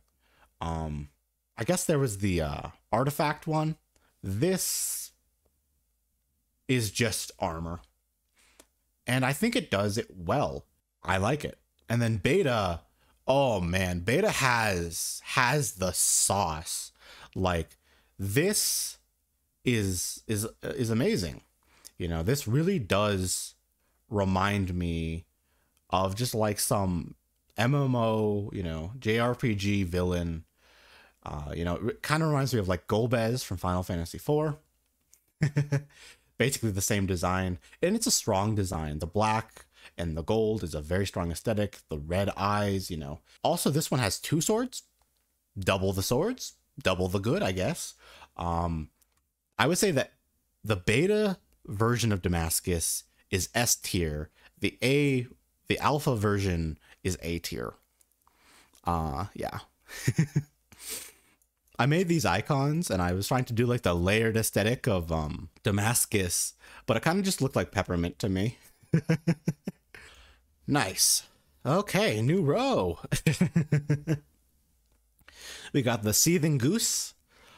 I mean, it's strong. Like that grinning lion helm is super striking. It's kind of the first thing you see if you don't see the lion on the belt. I'm not really sure why this is lion themed, given that, you know, the Basil Goose is not exactly a lion-esque monster, but the theming is nice. Oh man, look at this. On the pauldrons, you have this glowing lion's face. You have the glowing lion's face of the face, you know, like just this like the teeth, the nose, the eyes, you know, really leaning into that imagery. And it even has basically a mane, a prideful mane. It's very nice. It's also pretty chonky, you know, in terms of the frame. It's very stout, very strong, and it leans into that sort of fire aesthetic with these chains on the sides of these like tassels. Very, very nice. I love the chain aesthetic. It looks like a lion made out of the forge, and it kind of is. There's a little bit of fur here. It's okay. I think the fur on the greaves looks weird. Maybe it's just like not puffy enough. Like this really compact fur, because the fur that's like really frizzy is nice, but then on these sorts of armor pieces, it's a little more compact. I don't quite like that. I think the whole thing should be more frizzy, or there shouldn't be fur on this part. It just doesn't look quite. It doesn't look right to me, but I'm not going to ding it for that. And then the beta loses a decent amount. It keeps the change, it keeps the lion face, but not on the shoulders, and it kind of loses a little bit of the fire in its mouth. I wouldn't say that it's that big of a departure, but I have to say these, you know, these shoulder pad lions are absolutely a brilliant touch. I would say that this is probably an S tier armor set. It's just great. I think that the lion aesthetic is what makes it interesting. It doesn't necessarily fit the monster, but it is really nice. I love that theming. Yep, I like alpha a little more than beta, but it's just, they're both very solid. I don't think I'm going to split them. They're similar enough, but alpha does get the edge by a pretty strong margin. Savage Joe is a very interesting armor set. I mean, it's so loud. It's so raw. You know, it's great. I love the luchador mask. It's just such a phenomenal touch. I mean, the belt. Look at that belt. It's also sort of like a, you know, a WWE sort of champion belt style. It's just super thorny. You know, there's so many thorns, but they feel good. Their teeth, they're these weird little lumps and bumps that are all over the pickle. And I like it. It's not like some of the weird spikes we saw on the Vespoid armor sets. These feel like they have a purpose. And they don't all go in one direction. You know, all the jagged edges just sort of go every which way. You know, this is like a mouth but it sort of leads to the nature of the Devil Joe. And I like it. Also, the slinger is at least a little customized with these, you know, barbed arms. The scout fly cage being the face in the mask, or, you know, being the face in the belt, is just such an amazing and brilliant touch. It actually, I didn't even think about this being the scout fly location, but it's glowing green, and I couldn't find anything else. So like, this is a brilliant design. I mean, it's just amazing. There is no sidearm. This is just the normal carving knife that all armors have. But it's really, really good. I mean, just a hands down S tier. Doesn't need any elaboration.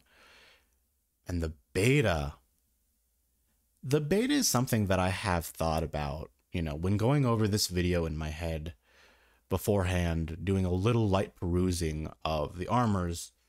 This is something that I spent a lot of time thinking about, because it loses the luchador mask. It loses all the teeth on the, you know, on the breastplate here, and it kind of shrinks down a bit. So it loses a lot, but what it does get is equally phenomenal. I love this sort of bandana around the mouth being being very aggressive, very toothy, matching the color aesthetics of everything else. And yeah, you lose a lot because you have this open chest. You also have an open chest in this like nice little V-neck, you know, low cut jacket. This section being open is interesting. I like it a lot. I had to really think about this, whether I liked this shift in design, and I think it is phenomenal. You know, just like a few armor sets before, I can't really tell you whether they're the alpha or the beta are better, or whether the alpha or the beta is better. They're both just amazing. They do their own thing, and they do it well, and they do it with, you know, such elegance. You know, they're brutal, they're savage, they're exactly what you're looking for, but they have flair. They're not just, look at this big, tough, scary monster hunter. There's something more to it. And so both of these get just such an easy S tier.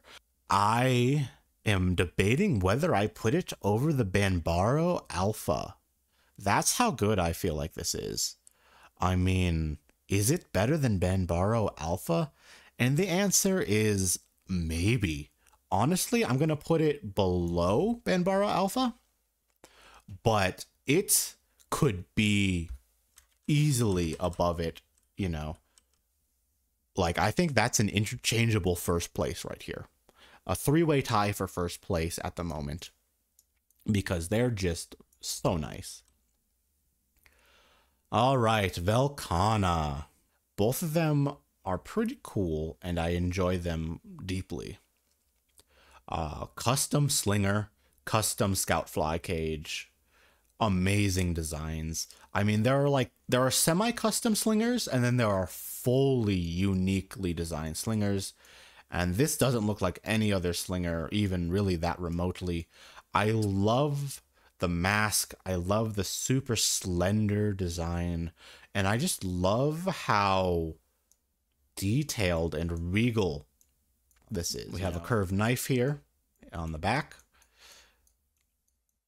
And it's just really, really solid. The color scheme is nice. We have this sort of fuchsia gems along with the blue gems, and then the blue tapestries with maybe a little bit of fuchsia in some of the edges here. We have a lot of silver. We have a lot of white. The colors are varied. We have a lot of wiggly boys, and I just really enjoy the beadwork and the gemstones. It's super nice and super appealing. Definitely S tier. Velkhana Beta has some really nice qualities.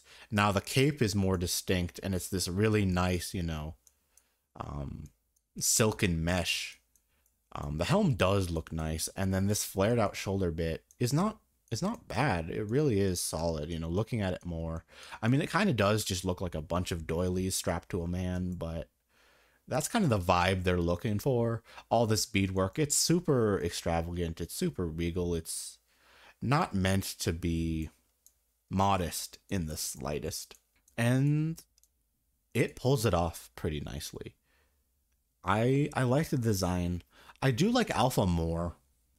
Definitely above the Basil Goose. Definitely above the Viper Kadachi. Probably above the Puke Puke. I do think it does go above the Brachidios, both of them. And I do think it does go above Odogaron. I would say it's basically in the same tier as the Legianas, other than the bad one that is in A tier. All right, we're doing this again. I'm going to put Alpha here and Beta here. And they summoned me over to join in with them to the Dance of the Dead.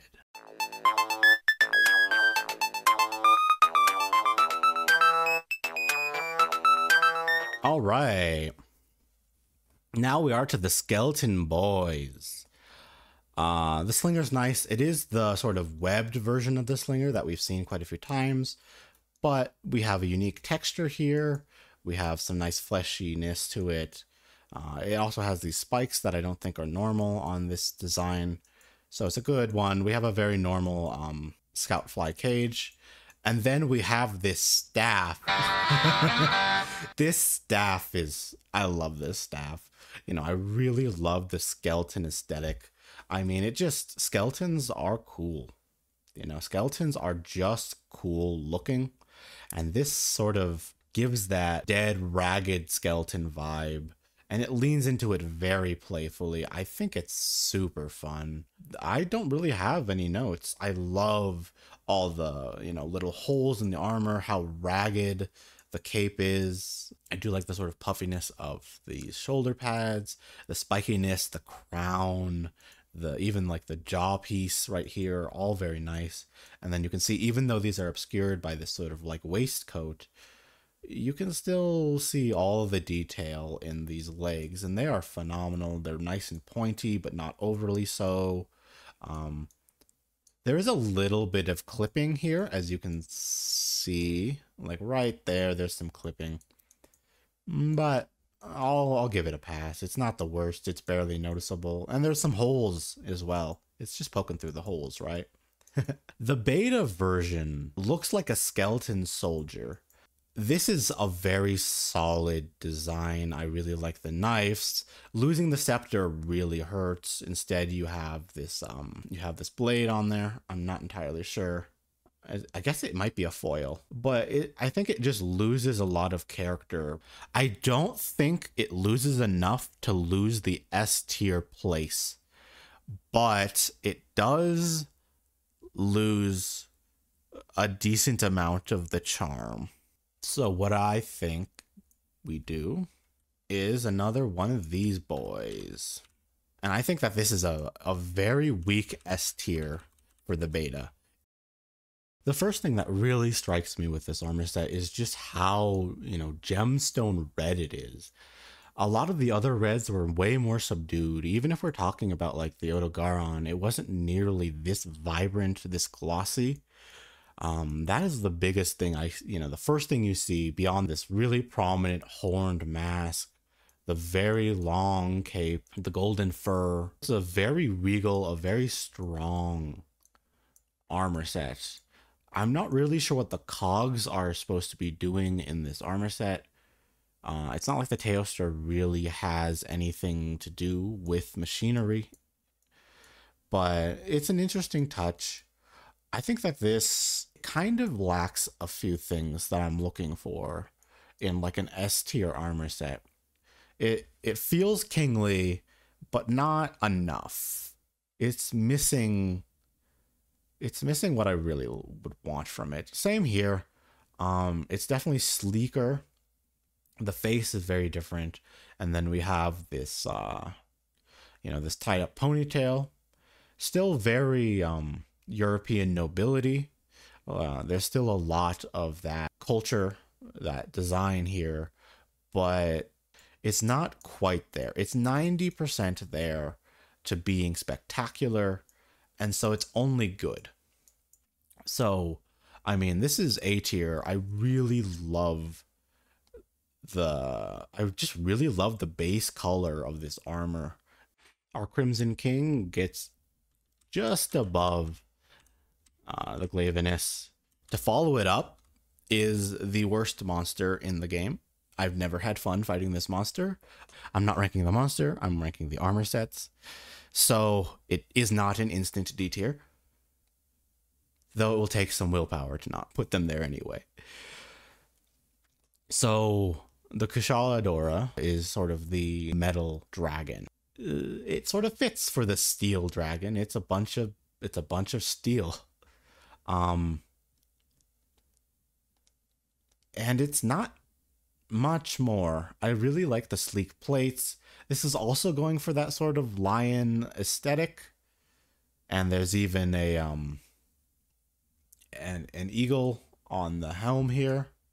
It has these nice wing designs. You have these sort of drakes, and then we have some horses. Like, there's a lot of animals on this armor set. I can't quite see what you are, but it looks like the drakes again. And then we have a sun in the middle. I really like all of the animals. That's fun. And then we have a jackal head and some different animals on the we have a ram, a spider, I'm not sure, a dragon. Yeah, I think that's a dragon. We have some eagles, and we have a jackal head, which is it's a really cute design. You know, I actually think that's a very nice aesthetic there. Now, the rest of the armor, I think, is a little bit okay. Like, I think the rest of the armor is B tier. Like, it's what it should be and no more. But the animal aesthetic does give it a lot of charm. Beta's better. I think the animal selection is cooler. The animal selection is bolder. And then the jackal head, rather than just a normal mask, a normal helm just with an eagle on it, is a much nicer pick. So beta above alpha, and I would say like mid A tier. All right, we have the Kirin. The Kirin is very feminine with its alpha set. I mean, the braided hair, the ponytail, the unicorn horn, it's extremely feminine. And while I don't think that's a terrible thing, it doesn't quite look the greatest, Legolas over here could work on his drip, I think. The jacket's a little bit just not quite it. It's just the bottom of the bottom of this coat just it's not doing it for me, it's not ice, it's entirely just a lukewarm puddle. And I really don't like the flared bell bottoms of the pants. If they're even pants, they might even just be like leg warmers, leg straps. I just don't really love it. I like the horn on the side. That's kind of cool. Boring slinger. Normal scout fly cage. There's not so much going on. I do enjoy the more androgynous look of the beta. I think that's a big improvement, but the hair does so much, and this open chest, I think it really gives it a much more, almost like Devil May Cry hair. It makes it way more androgynous. It makes it have a nicer shape, We do have a unique carving knife, though not necessarily all that relevant. So,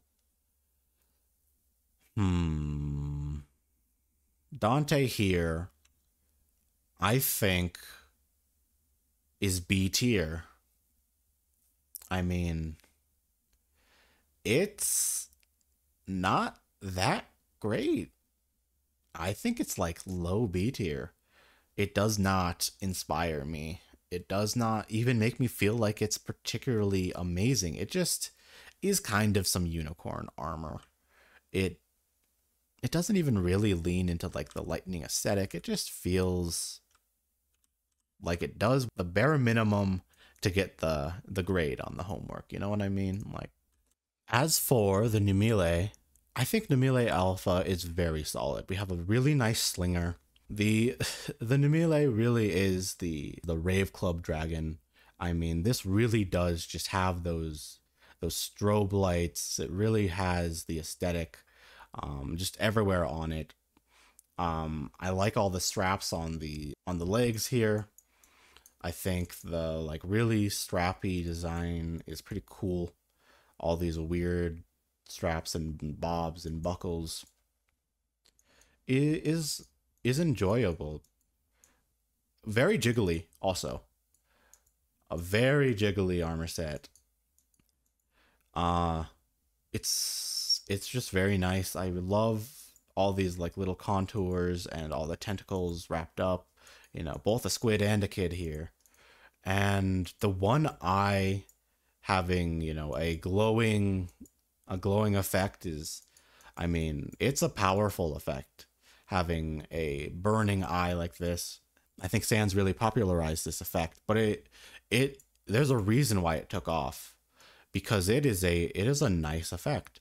I love all the colors, these nice aquamarine blues. We have a little bit of like a seafoam green, and then this vibrant orange and reds, and then we have all the lights. It's a strong look. All right, where do I start here? This one's a pretty infamously bad one. This guy looks like he never got over his Nightcore phase and he's trying way too hard. I mean, it's the hair. I mean, overall, it's the hair. He's trying way too hard and really just looks more like a 14-year-old emo than anything else. I mean, Alpha kind of has Alpha full sends it. It goes entirely edgelord to the point where it's endearing. Namile Beta just doesn't quite send it far enough to work, but not really succeeding.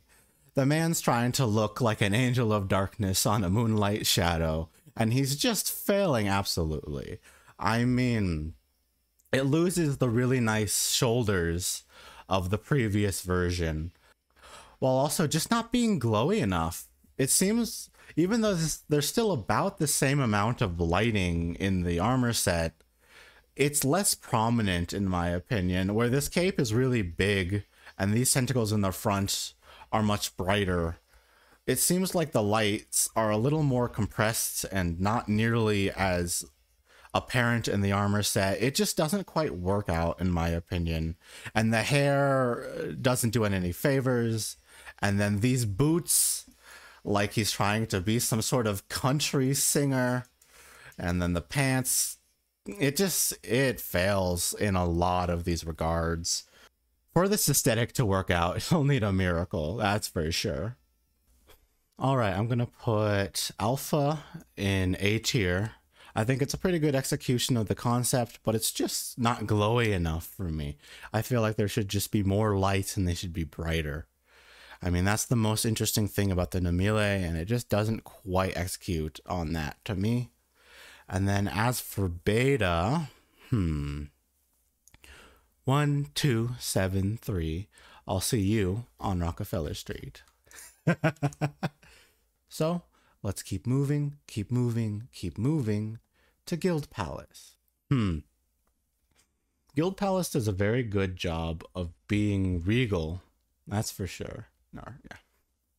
Notable aspects are the white metal, the gold trim, red tassels, a somewhat nice slinger, a nice cape and circlet. It's what you'd expect from sort of a royal knight or some sort of elite guard. It has a nice dragon aesthetic with some wings and some faces on it. But for the most part, it kind of just fits the form. I wouldn't say it's necessarily surprising. I wouldn't say it necessarily enchants me or makes me feel like it does anything particularly special. It just does what it's supposed to do, and it does it well, but not anything better than that. The beta just slightly changes the white finish on the metal to be a little bit darker. It also changes the white on the fabric. Overall, not a very big change. I would say I think the white looks a little more royal, looks a little more clean, has a little bit more prestige to it. But they're very similar, and they do what they're supposed to and no more. So I'll put it right above the Rathalos.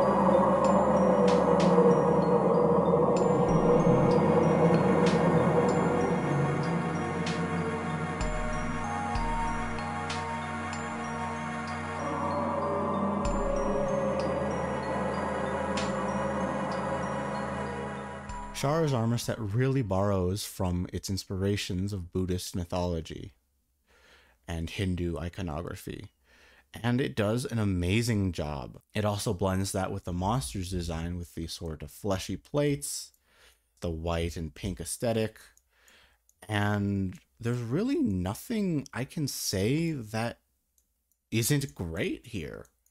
I think the beadwork is phenomenal. The gold and white and rose color palette's amazing with a little bit of this jade work. I very much so enjoy the individual parts of the cape and then the skirt. It's just amazing. Everything about this armor set does exactly what it's supposed to. It has a very nice slinger. It has a custom scout fly cage. There's really nothing I can say that this is missing. It has a very striking design. It does everything it's supposed to do, and it does it creatively and interestingly. So, I mean, it's just a guaranteed S tier. The beta changes the mask out. I don't know enough about the mythology to really tell the difference between what these are supposed to be, but they definitely have different inspirations. I do think that losing the cape and really trimming down on the beadwork does hurt it quite a bit. The one thing I have to say that I think is really nice here are the shoulder hoops, if you could call them that. The spikiness really does add to the design. Most of this design is very fluid and very natural shapes, where the metallic, very pointy aspect of these shoulders is a nice juxtaposition. I think that's the only thing that's just better than the Alpha's version, which is a more cohesive pedal design. But I like the striking difference of this large shoulder loop. But overall, I would say that beta is slightly worse off for just not being as over the top and lavish with its design. I mean, I like these a lot. I really, really do. Really hard to say. After some thought, I think I'm going to put it right below the Alpha Vulcana. They both have a very similar concept of being regal and majestic. As for Zora Magdaros, I'm not necessarily feeling too hot on this one. It isn't very interesting. Much like the monster, much like its fight, it kind of just exists. What I would say I like about it is I like the sort of Black Knight aesthetic. I like somewhat of the sleek design. The sidearm is a little bit chonky. I feel like it's a little thick. I would also say the sort of scale is decent. I like the blue on the purple mixed with the black and the red. The slinger is mediocre. There's nothing so amazing about this. It does a solid job, but I don't think, and I think it could do better, but it definitely isn't bad. So that is a solid B tier, but it's mostly boring, is what I would have to say. Beta doesn't really do much better. It adds another blade to the other side and slightly changes the shoulders and the helm. The belts change color. I think that's much worse. The blue really was striking on the purple, and you lose that. They both just kind of go in B tier somewhere in the middle. Young Garuga is interesting. It's trying to go for sort of a feudal Chinese aesthetic, but I think it just gets lost in the sauce here. Like the head tassel, the helm shape, the build of the chest plate. It's very, Warring Kingdoms, but it's just too fuzzy. It's just too big. The outline doesn't quite work. These gauntlets are just so thick. The waist is just chunky. I do like these knee pads and greaves. I think they're nice. The curled up toe is good. It's not like a toe horn. It's not too over the top. I'm not quite sure if I like the ascot. It's okay, but I'm not sure if I love it. I really like the lantern scout fly. The slinger is all right. We have another case of a belt with a giant rope holding everything together. It's solid, and I get what it's going for, but I feel like it doesn't execute properly. And then if we go to beta, we still have this very Chinese type of design with the hair. These like flowing feathers here are very Chinese. I don't know exactly what this is called, but you see it a lot in games. I like it. I also love that they bob around. Very nice. As for some of the other changes, we see an extending of sort of the waistcoat here. I like it a lot more, it being longer, the change in material a lot sleeker. We also see the gauntlets more streamlined and less puffy. We have these nice spikes that aren't over the top and just going everywhere. It's a lot more cohesive with its flow and shape language. This is a case where I would say that the beta is pretty good, and I might even say it's like significantly better. Alpha goes in C tier just because it fails too hard to execute its concepts. It just doesn't look finished to me. It doesn't look entirely put together. And then beta, I think, does look actually quite nice, but it's still not quite what I'm hoping for.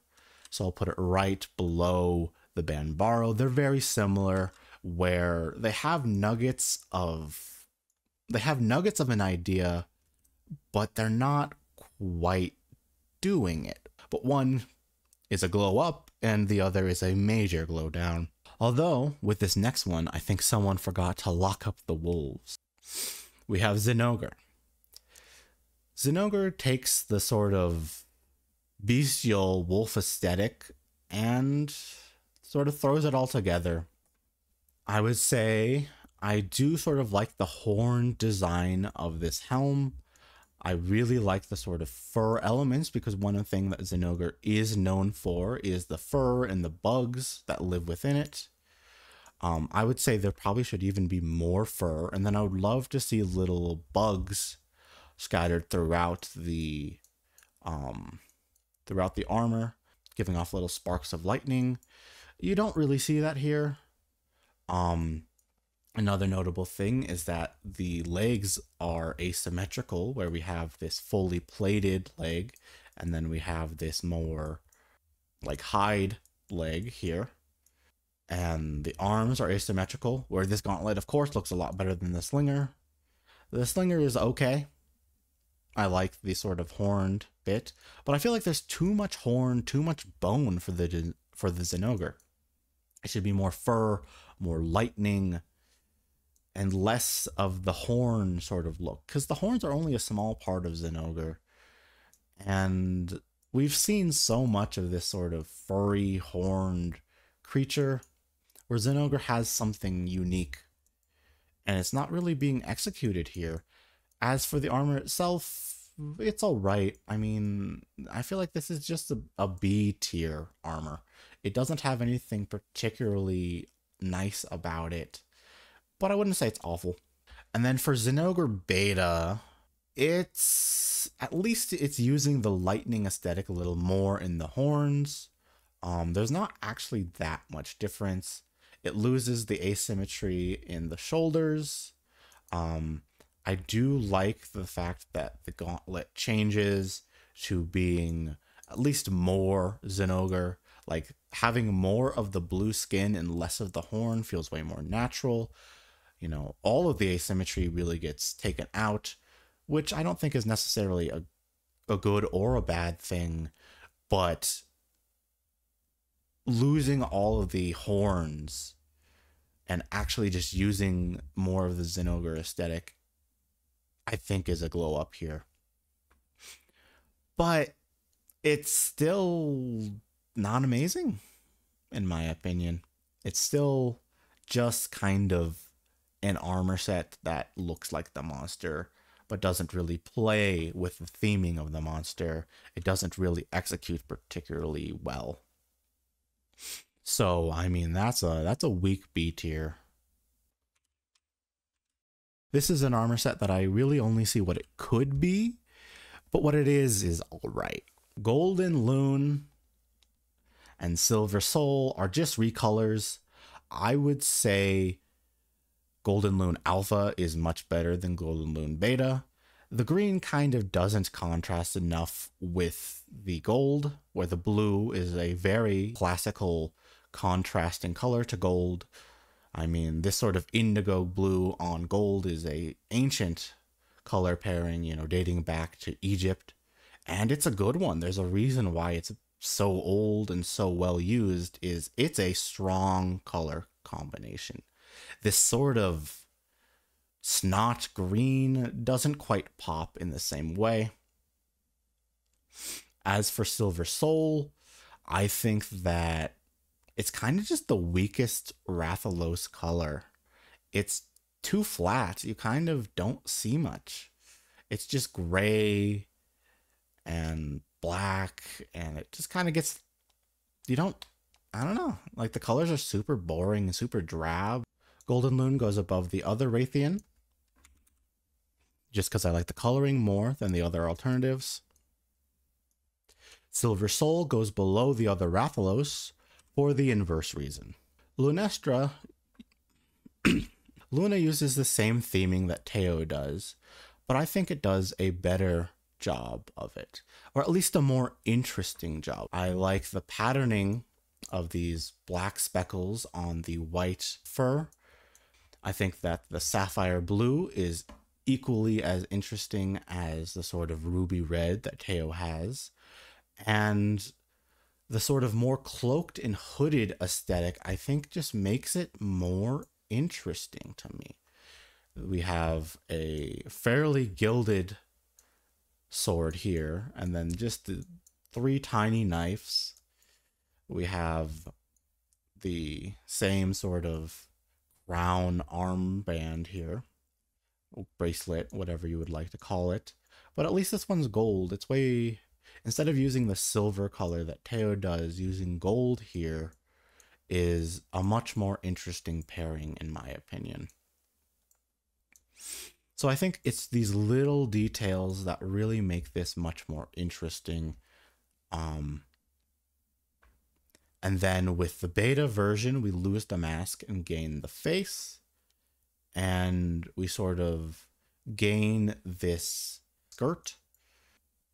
I think that overall it's a little bit weaker than the alpha version.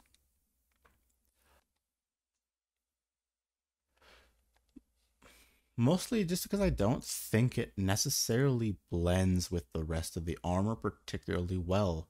This sort of feels like its own design element that clashes with the blues of the top half of the body, and it doesn't really feel like it belongs.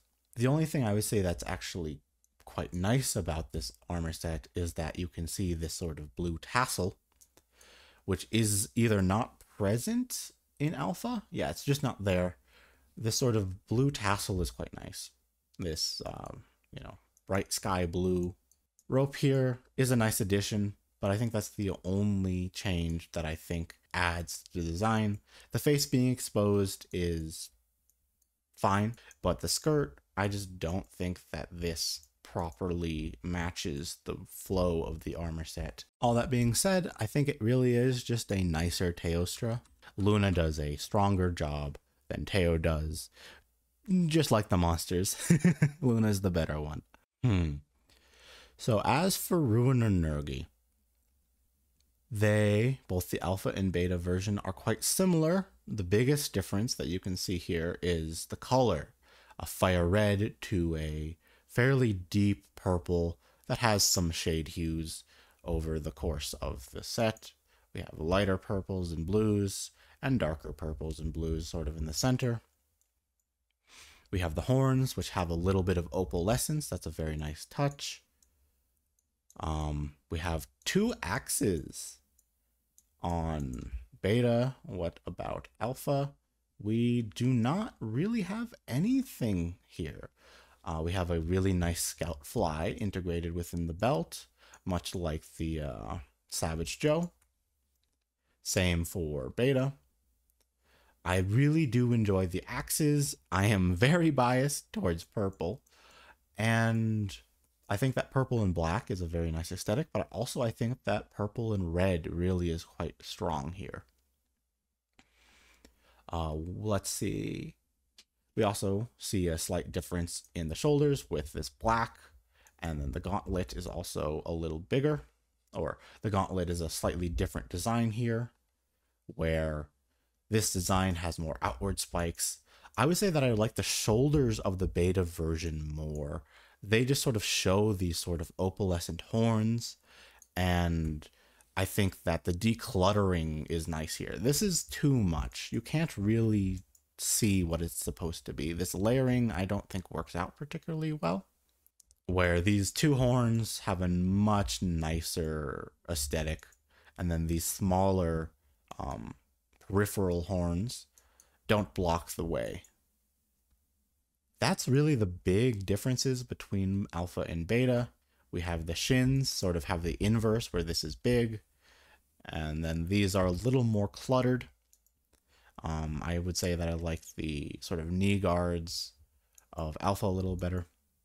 So I think they both have their own pros and cons, and they're very similar. I'm not really sure what I would say is nicer. This helm seems to have more battle damage on it, and the horns are sort of more eccentric and curved, where these go more straight up. So this is a little cleaner of a design, where this is a little bit more rough and brutal of a design. I would probably say that I like the beta a little bit more for the axes, for the purple. That's just me. For the shoulders, I think it really has a sort of nicer aesthetic. Although the helm being a little less damaged is a little bit of a a sad loss because this helm is actually quite fire. Also, I do like the knee plates better. So it could go either way. I think it's definitely a personal preference. I think they're both A tier designs. They definitely do what they're supposed to do, and they do it strongly. But I would say overall, they lose out to the Glavenus, which is doing the same thing of an imposing, menacing design, but I think it just executes slightly better. But it still is a solid, strong design. Speaking of solid, strong designs, not here. It's just the Raytheon design. Like, no notes, it's just a battle damaged Raytheon design. It's supposed to look like the veteran hunter. That's it. It's battle damaged Raytheon with a more muted color scheme. Okay.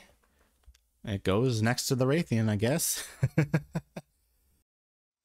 While the battle damage is nice, I think that the color scheme is just very weak. Very similar. You could put it honestly, all the Raytheons, all the Rathaloses, you could mix them up however you wanted.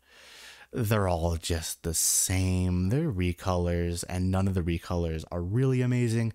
I would say the only recolor that is best is the golden.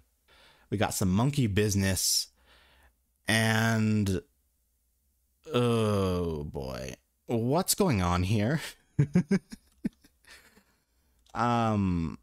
What's going on here? What are these parachute baggy pants doing here?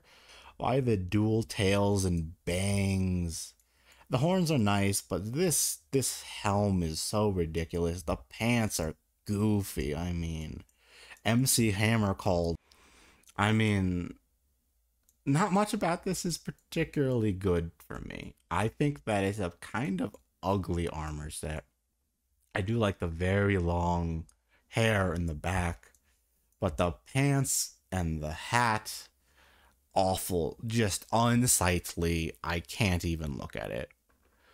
Beta does change some things. We lose the pants, and the hat, the hair, whatever you would like to call it, becomes a little more palatable. I would say that this is a large improvement over the alpha.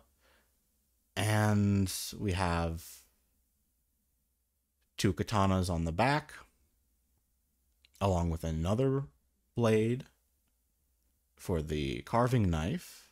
The horns going up instead of out, I think is a little bit weaker. Rajang horns really should go outward, not upward. This just looks too much like Zinogre horns. This looks too much like Diablo's horns. You know, it doesn't really feel Rajang, but it's okay. You know, it's okay. Also, another Japanese armor set. There are quite a few of these, but it's alright.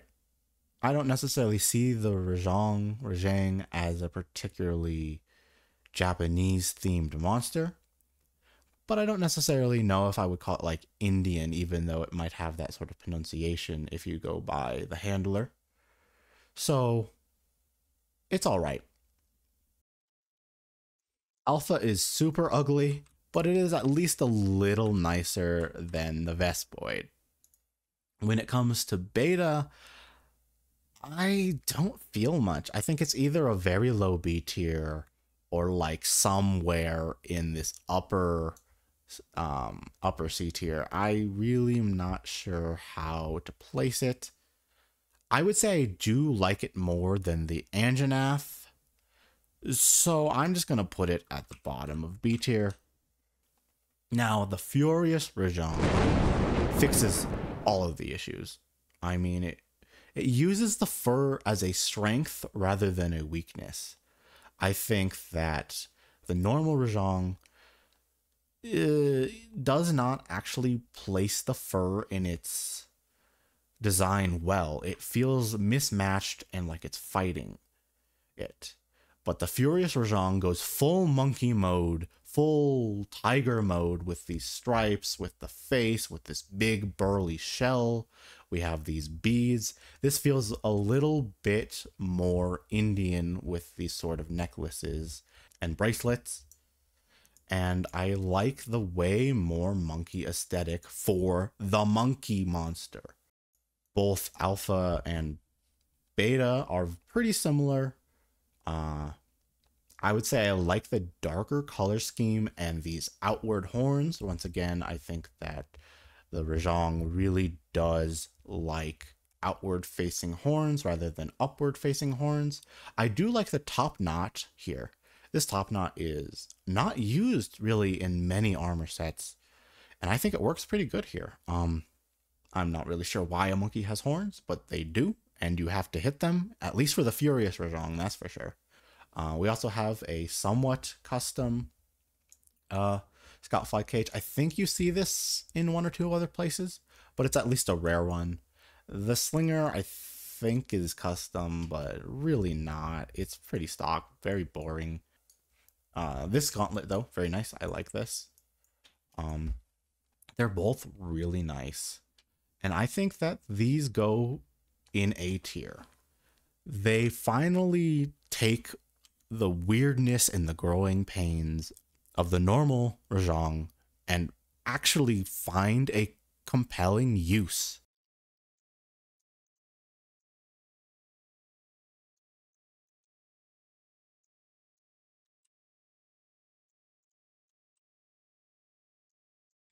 The angry the angry monkey goes right below the Bon, I think. It's a very strong design and I enjoy it. But I wouldn't necessarily say it's one of the heavy hitters like up here or worthy of S tier. The Stygian Zinogre is a pretty big improvement over the normal Zinogre. The color scheme is much nicer. This sort of ivory white with a very strong black and red mix. We have these claws on the gauntlet, at least the one that isn't ruined by the Slinger. And then we have this sort of arm blade here.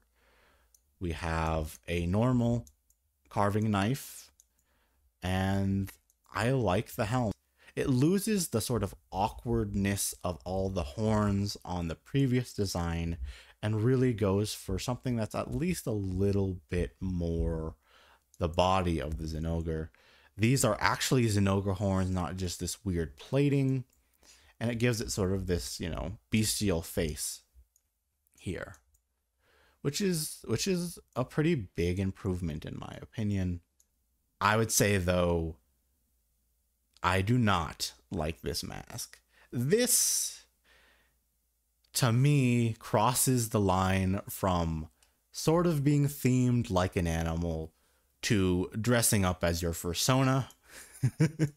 This is just, this is cringy to me at this point. And I think that the other changes to the armor really just lose character. The shoulder pads being more streamlined is okay, but I think the shoulders are a fairly nice part of the alpha design that gets lost.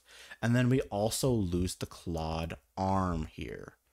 Pretty big loss, honestly. That claw is one of the nicest parts of the alpha design, and it gets lost. The striking red, the actual sharp imagery of a claw hand, all lost, and instead you get this pretty atrocious mask. The Alpha Wolf, I think, deserves A tier, but a lower one. I mean, A tier is a very stacked tier. Almost everything here is fantastic. I do think it's a little bit better than Rathalos. I could migrate this probably anywhere from where it is. This is on the low end. I could probably put it all the way up near the Kadachi. These are very close. Trying to rank in between the tiers gets hard when there's so many good options that are very nice and similar. Now, as for the Phantom of the Opera, I do think that it's particularly unsightly. Just the mask loses so much for me. I would say it is slightly better than the Beta Rajang. Not by much. They still are both very ugly, but they have some things that are saving them from lower tiers by having alright overall designs. Now, after a few disappointing ones in a row, we have one of my favorites. This is such a strong armor set. Not only is it one of the most accurate European armor sets of the sort of 14 and or of the 15 and 1600s, it is just so nice. It's extremely detailed. The helm is amazing. The sort of fire engravings, the glowing blue core, which I assume is probably for scout flies, although it's not green, which is an interesting change. We have a very custom slinger. This is a unique, bespoke slinger, and it shows. It really does fit. The gold matches the undertones of the other metal. The red is very vibrant, very strong, and I think it's just a very accurate armor set to what European plate really did look like, with a few snazzy cape aesthetics and a glowing embedding. But I mean, this is what you would expect to see at like Agincourt, and it just hits the ball out of the park. I think this is a solid S tier. Now, as for Alpha versus Beta, Alpha has a longer cape. As you can see here, it's no longer in tatters. Looks like this one did not get his cape caught on something and tear it to shreds. And we also see the breastplate have, instead of these sort of two boobs, we have a covering plate here that bridges both sides of these red engravings. Overall, I think Beta is ever so slightly a nicer design, just because I really like the cape. And I mean, these two sort of orbs are a little bit strange. I mean, everyone likes some booba, but this ain't quite it. So, Beta above Alpha, and then both get whacked right here around the Joe. I think that this top 5, or I guess this top 3 in this case for monsters, are, well, no, I would say that this top 4, because both Alpha and Beta Joe are actually quite unique, I would say that this sort of top 4 here is up in the air. I think this is the order I would put it, but they're all just absolutely amazing. Now we return to the Brachydios, although this time he's even angrier than before. In my opinion, these armor sets give off, once again, Gundam and other mecha, but also, to me, it sort of gives off a Power Ranger or Super Sentai vibe to me.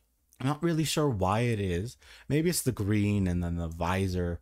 It kind of reminds me of like a Green Ranger, but it has that feel to me. You know, it very much feels sort of 90s anime design for a giant robot or some weird flamboyant people in suits. And they do quite well. Also, the overall sort of design concept is this sort of green shell with these very bright glowing patches of slime and being very sharp and angular all over it. There really aren't any sort of soft curves. Even these shoulders, they sort of have a little point here. It's all very sharp, it's all very aggressive, and that really fits with the Raging Brachydios. I would say that this is a very solid design and is pretty similar to the normal Brachydios in just what they're trying to do. The difference between alpha and beta are mostly the helm is slightly different and the shoulders are much larger with these sort of speed wings, you know, like this thing is trying to soar through the sky. We also see some differences in the metal bits. There's a lot more of this brown metal here. I think the brown metal is not a good thing for the design, but I really do like these wings. It really gives it an over the top feel. So even though I think that the color palette and losing the metal for beta is a nice change, in my opinion, I'd probably put beta above alpha, but that's a hard one. So they go next to the other Brachydios. Not a big surprise. I think that's where it goes. Next up, we have Frostfang Barioth, another very high power variant monster. And this design is quite interesting. It has a very similar idea to sort of the seething Basilgeuse. With this face, instead of a lion, it has the saber-toothed tiger. I very much so like the two saber teeth. Also, a really fun design is they give the saber-toothed tiger monster a saber. Easy to miss, but it's cute. The slinger is boring. The scoutfly cage boring. But I think the design is very clean, is very solid. I mean, I couldn't give this thing any lower than A tier. I'm still undecided if I want to put it in S. And then the beta version, I think it's a lot weaker just because it loses the helm. You know, a big thing about the beta versions is they oftentimes change the helm significantly. And sometimes that's for the best. But a lot of times I feel like the helms are worse on the beta version. And this completely evokes the concept of a saber-toothed tiger. And then this kind of loses that. Now the saber teeth go upwards and give it sort of a finned aesthetic. And then if we look at the other changes, we lose the fur, which I think is a good thing. I don't necessarily love the fur on this part of the armor, but I don't hate it. It's sort of non-offensive to me. It's not the worst fur I've seen, and it makes sense for this armor. It is a very ice themed armor set, but I still don't exactly like the cozies on the arms and the legs. I think it detracts from the overall design. I would put them in high A tier. They are very strong designs, but they're just missing a little bit, in my opinion. They don't have anything that makes me really love them. Alatreon, despite being a very prominent monster and a much hated monster, where people have very strong feelings about it, I don't really have strong feelings about this armor set. They are pretty different between the alpha and beta, but they both don't necessarily feel interesting. I do like the sort of very striking diamond checkered gloves, and that's mostly what I see that's particularly interesting. It's just kind of a black dragon armor with some horns, and much like the Alatreon design itself, I think it's kind of boring. It's just a black dragon with some like horns. Like, they really don't sell the master of all elements aesthetic with the Alatreon and its armor set. They're very weak on being elemental. There's no glowing anything. You know, if like one arm was glowing with fire, the other arm was glowing with ice, and then you had, you know, water and dragon. You had a dragon head and a water leg and a lightning leg. That would be super cool. There's nothing here.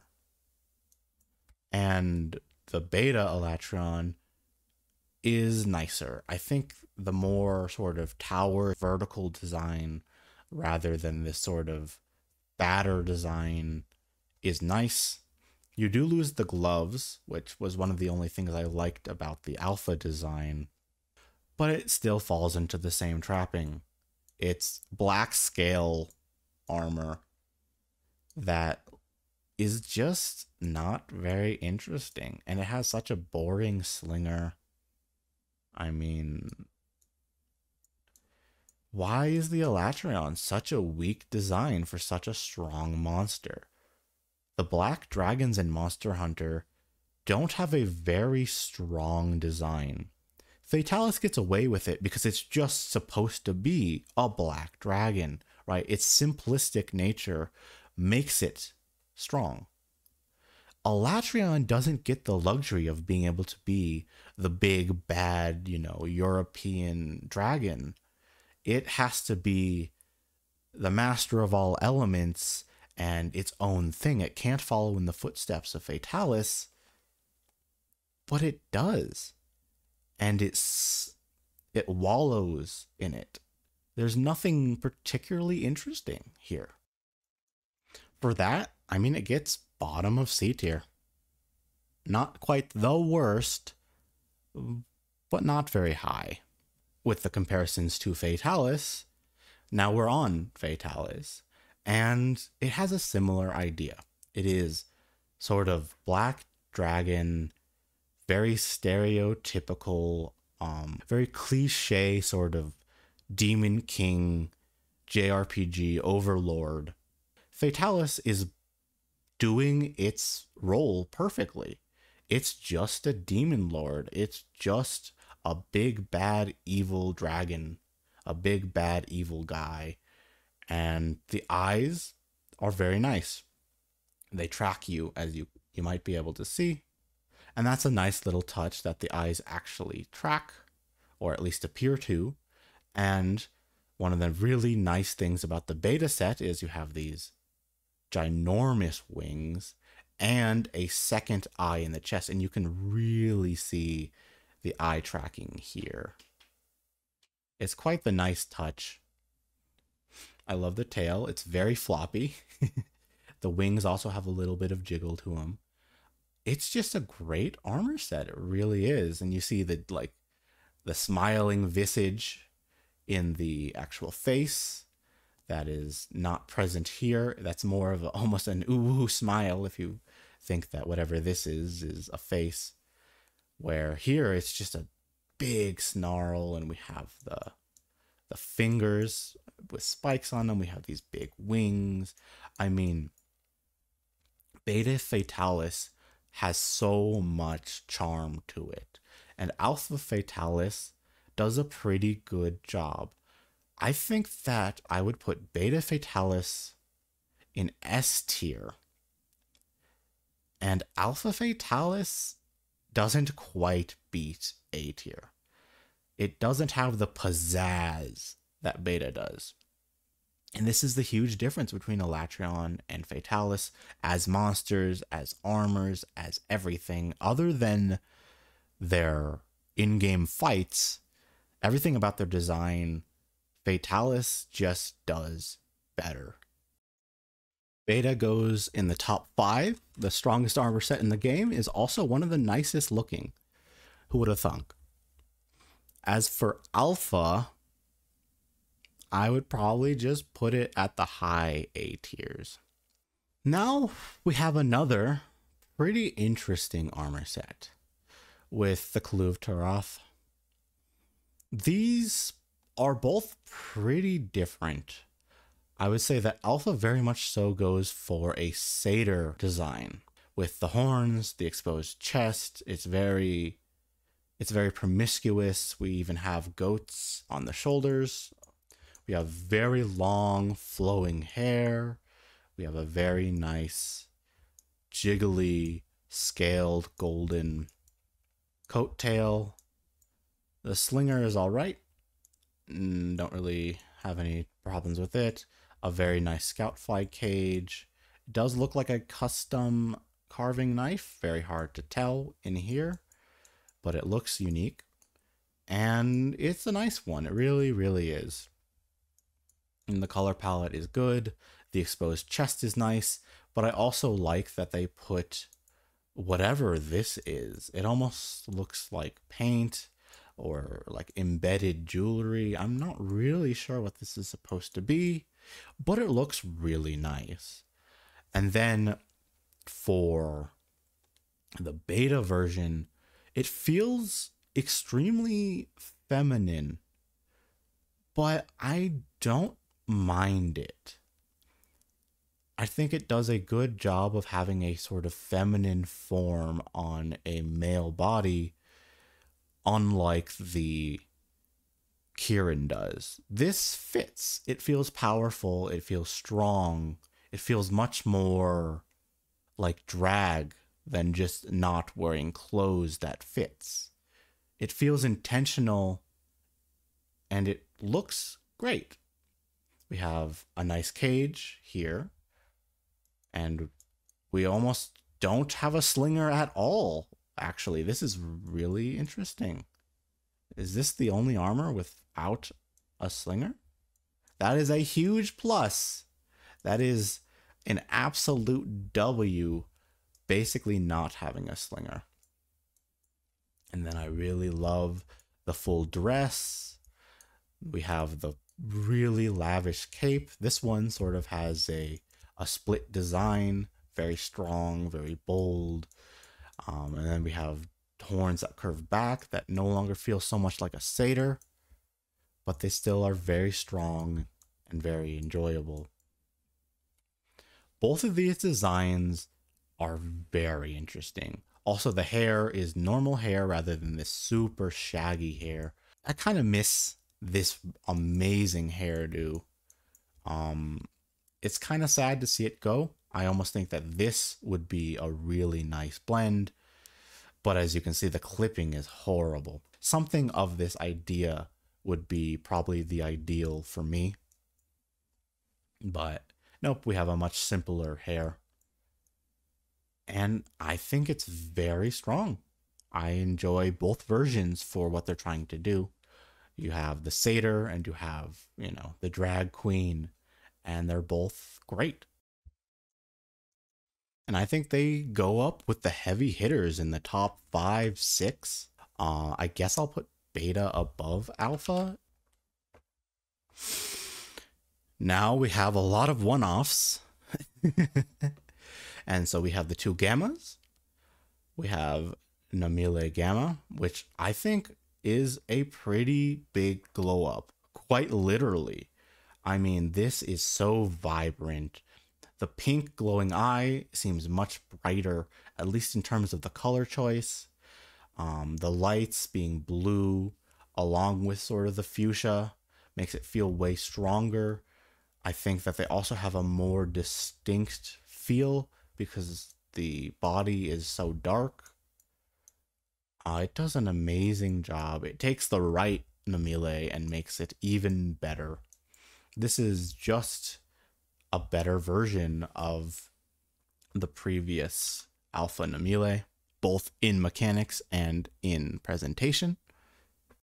In a show of how much more I like this than the alpha version because of the brighter coloring, and also just how close I honestly feel that a lot of the tiering is, I'm going to put it way higher up by the Glavenus and the Fire Lions.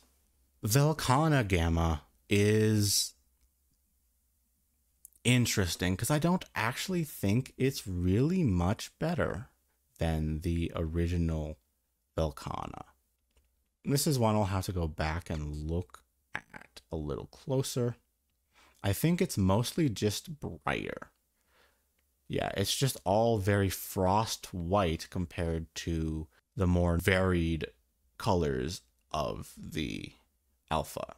And this sort of frosty, glowy white is nice, but it's too bright, I think. You can see right here, it's entirely washed out on the tips of the shoulders. We lose a lot of color depth with the sort of icy glacier blue being just too bright, too washed out. We lose so much contrast here.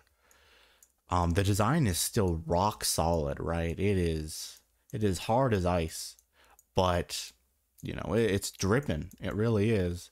But it's not really much nicer in my opinion. I'd probably put Gamma right below Alpha. They're pretty similar. Now on to the event items. We're going to start with Oolong.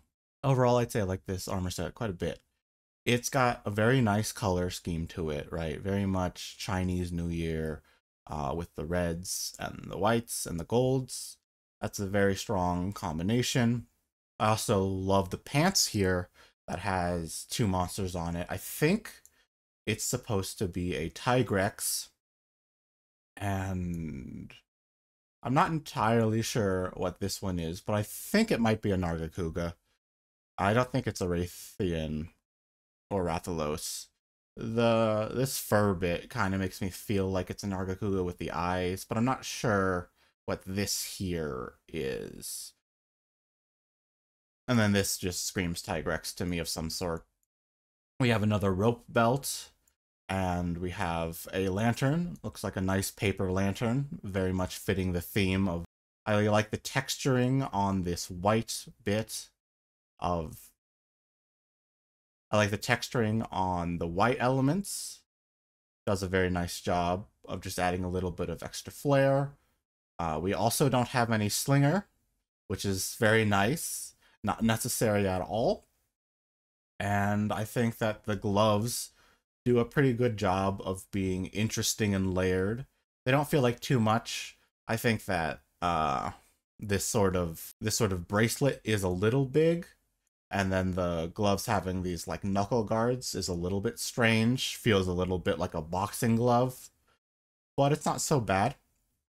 I like the little vest here with the rope, and they're tied in the same way. It's pretty nice. Little accents over here. And the boots, I really like the boots. Pretty nice leather boots here. They have a nice shape. They're a little pointy, but not overly so.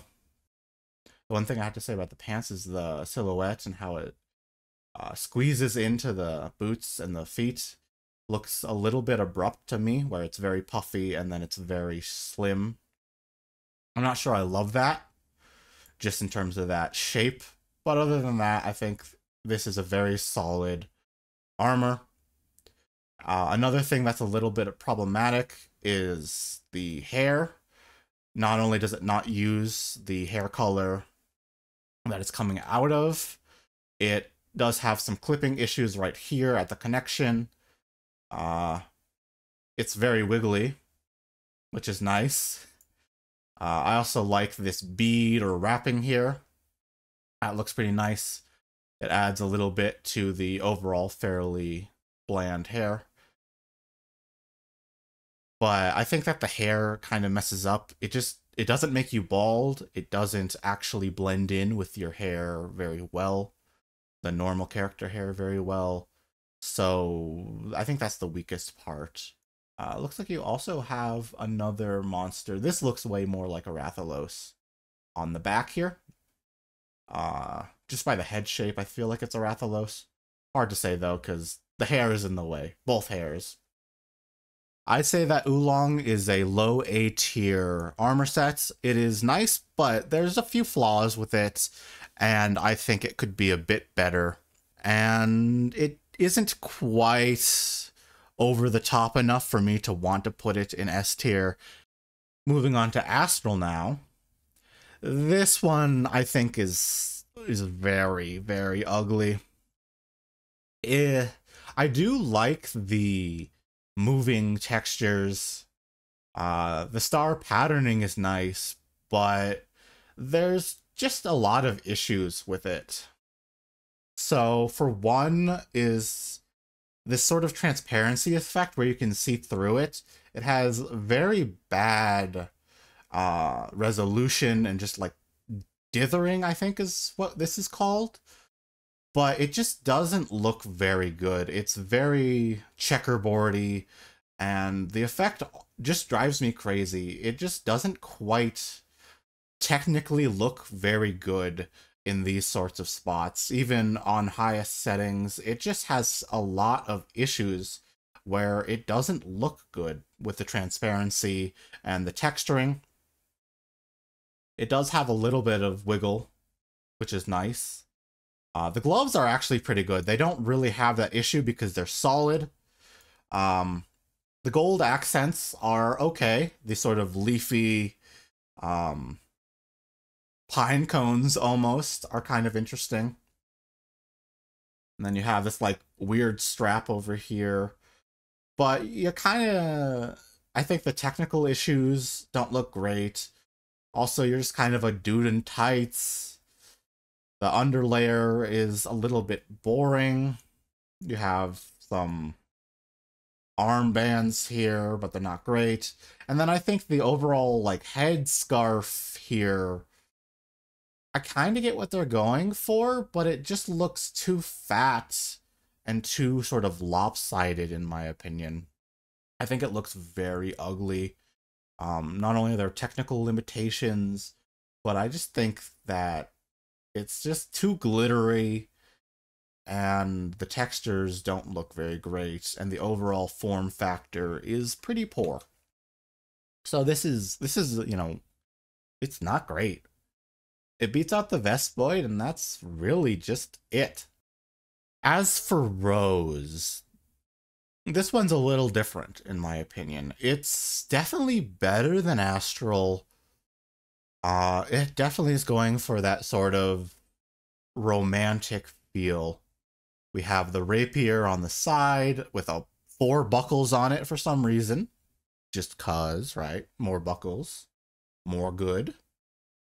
The slinger is alright. I think the sort of gold along with the rose engravings and general sort of fancy feel is pretty nice. I think it actually isn't the worst. And then another thing that's pretty apparent is the numerous roses just about on the shoulders, on the chest, on the sternum here, on the eye, which I don't really like, on the cuffs, the good cuff, on the pants. I think that this sort of sanguine red on the black pants is a very nice look. I think that the colors are great. The gold, the red, the different shades of red, the black, very nice. I don't really know why you have a I don't remember what this is called. I'm not really sure why this is here, but I guess it's for the extra buckles.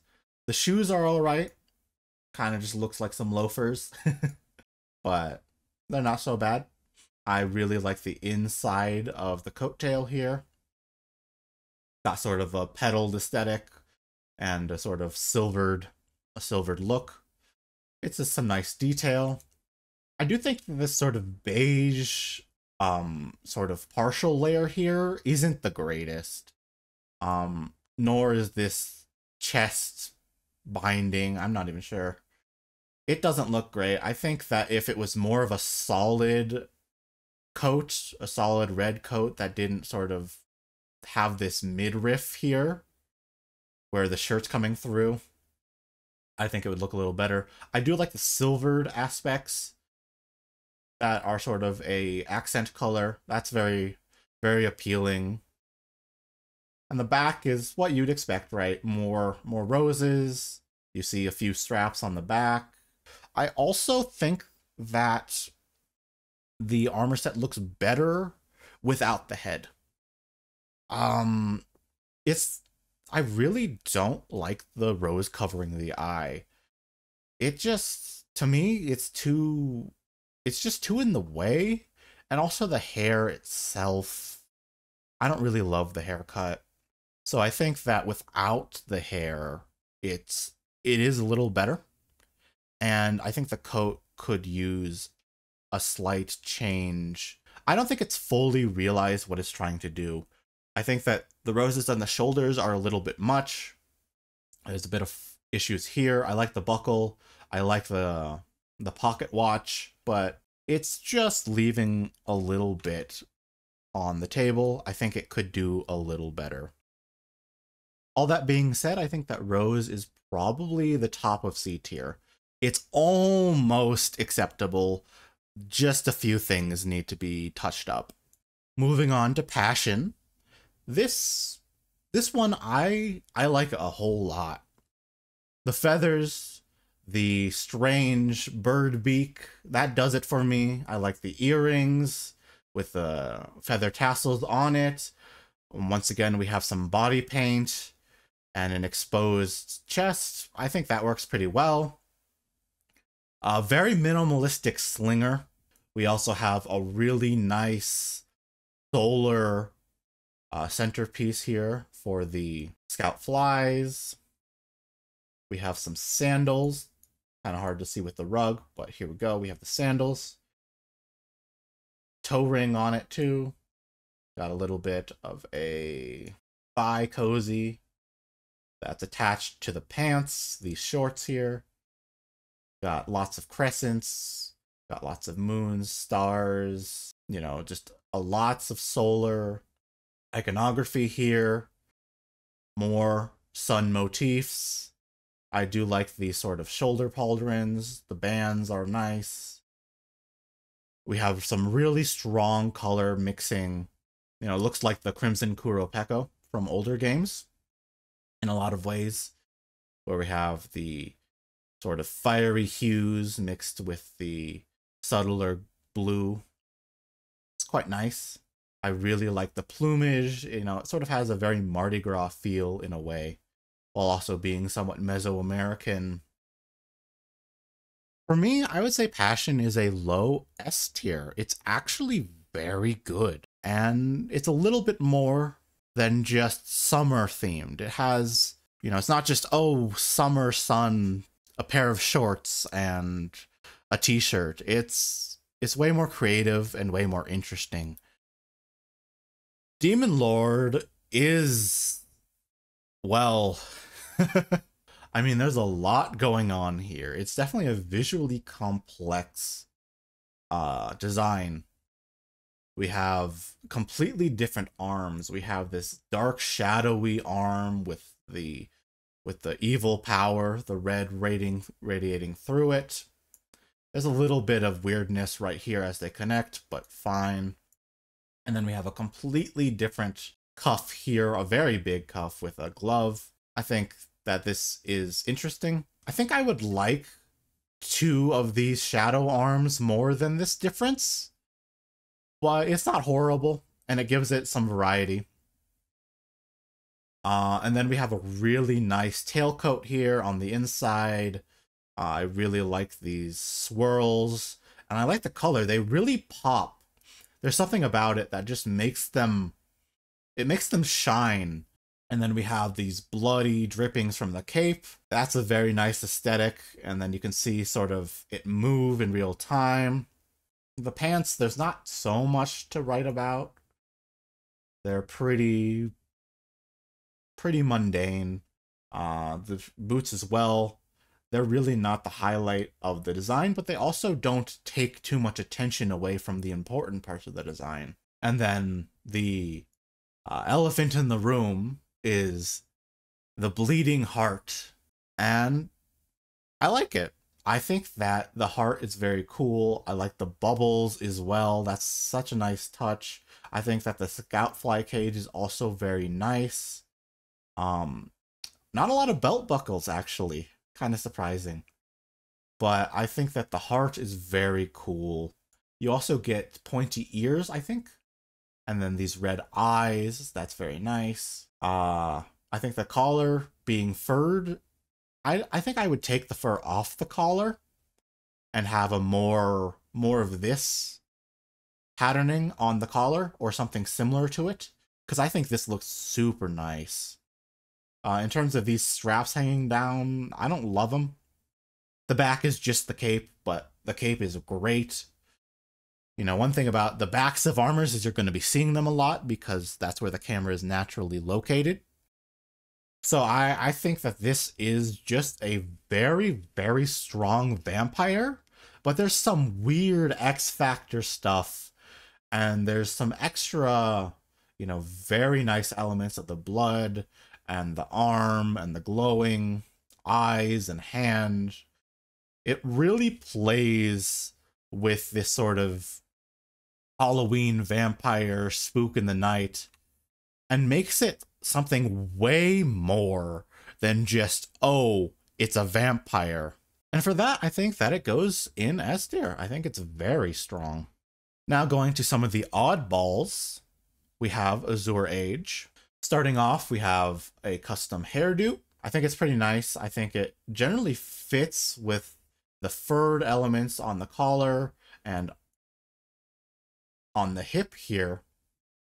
I think it does very well in blending in. It's the same color. It's got the same sort of shagginess to it. It really fits, which is nice because not all of the custom hairs feel like they fit. I also really like the furriness of the fur rather than being sort of patted down and matted.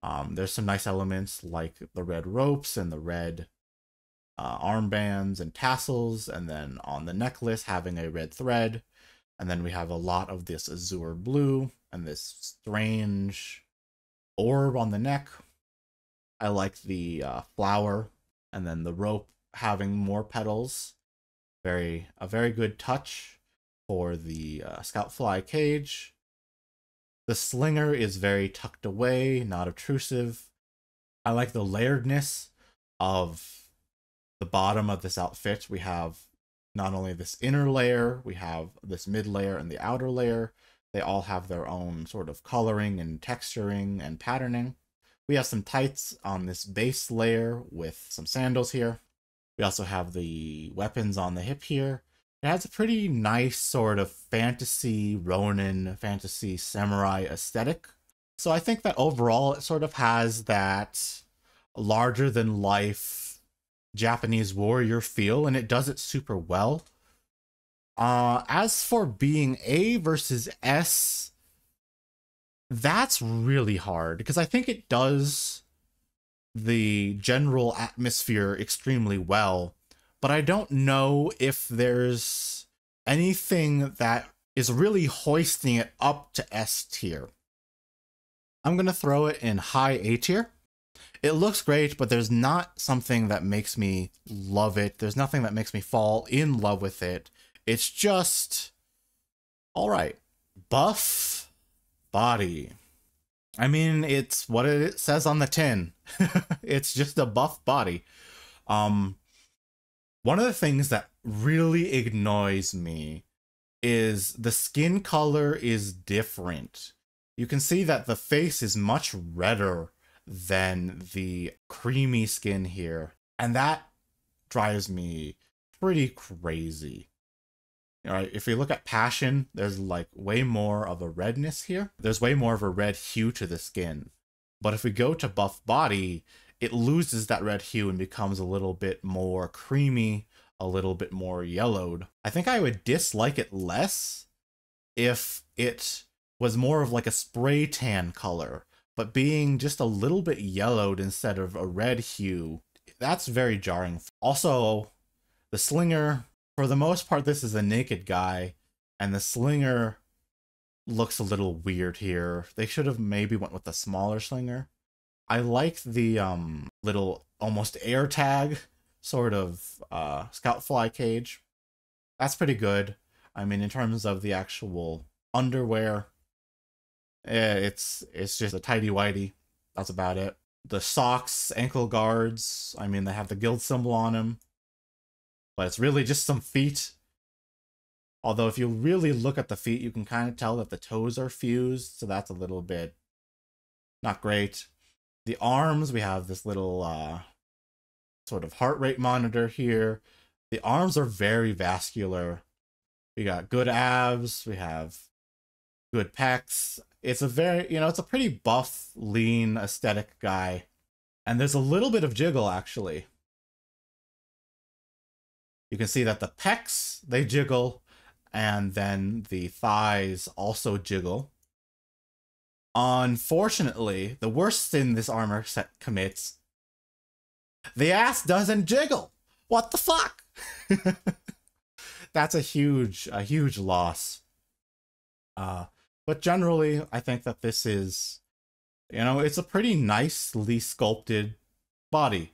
It doesn't entirely fit with the skin color.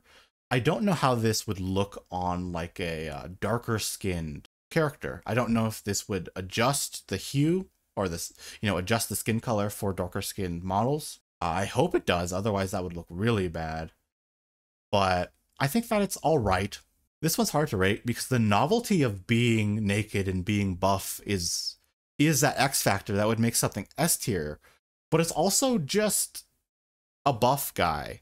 So it's like, do I say it's S tier because it's kind of silly and kind of fun, or do I like rate the aesthetic of the way he looks and the pants and then the socks and try to make some sort of opinion based on that?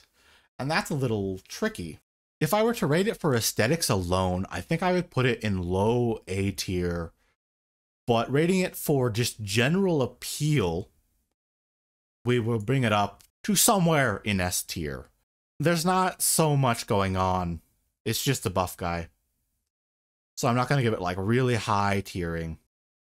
All right.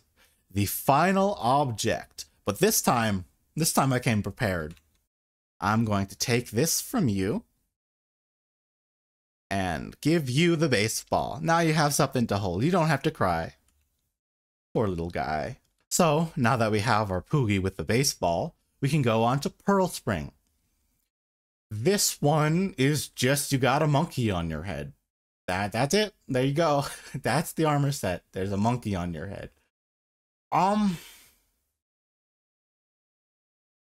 Well, it basically just takes a model that was already in the game and plasters it to the back of your head.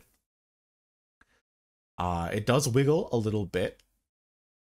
The tail wiggles a lot and the face sort of moves around. It also blinks, but the eyes don't really track anything. The eyes not moving gives it a weird, uncanny feel. And it just kind of looks strange from the back as well. Kind of looks really bad. And this is how you're going to be seeing this. And you basically just get an ass in your face. So I think that when you really factor that in, it's not the best. It really isn't.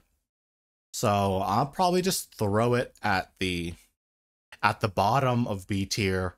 Maybe you could bring it up closer to Ingot, but I don't think you could really throw it in the center of B tier. But there we go. That is all tiering done. And I think that for the most part, a lot of the armors look great. Like, I think that overall, the designs are really good, right? This whole tier list is pretty top weighted. I think everything that is B tier or above is great. And then C tier is stuff that I think that could just use a little bit of love. They don't quite do it. And D tier is things that I personally just think are kind of ugly and could be reworked significantly. But overall, I think this game has some very nice armor designs, and there's a reason why so many of them are so high. And you could honestly move several of these choices up or down like quite a few slots because they're pretty close. Like, I wouldn't necessarily say that Radaban is objectively way better than Furious Rajang. You know, you could have this go all the way up to like Teostra sometimes. Well, that took forever. Anyways, I'd like to thank you for watching this far, especially if you watched the whole thing through without skipping anything. You're a real one for that. But there's nothing left to say other than see you next time.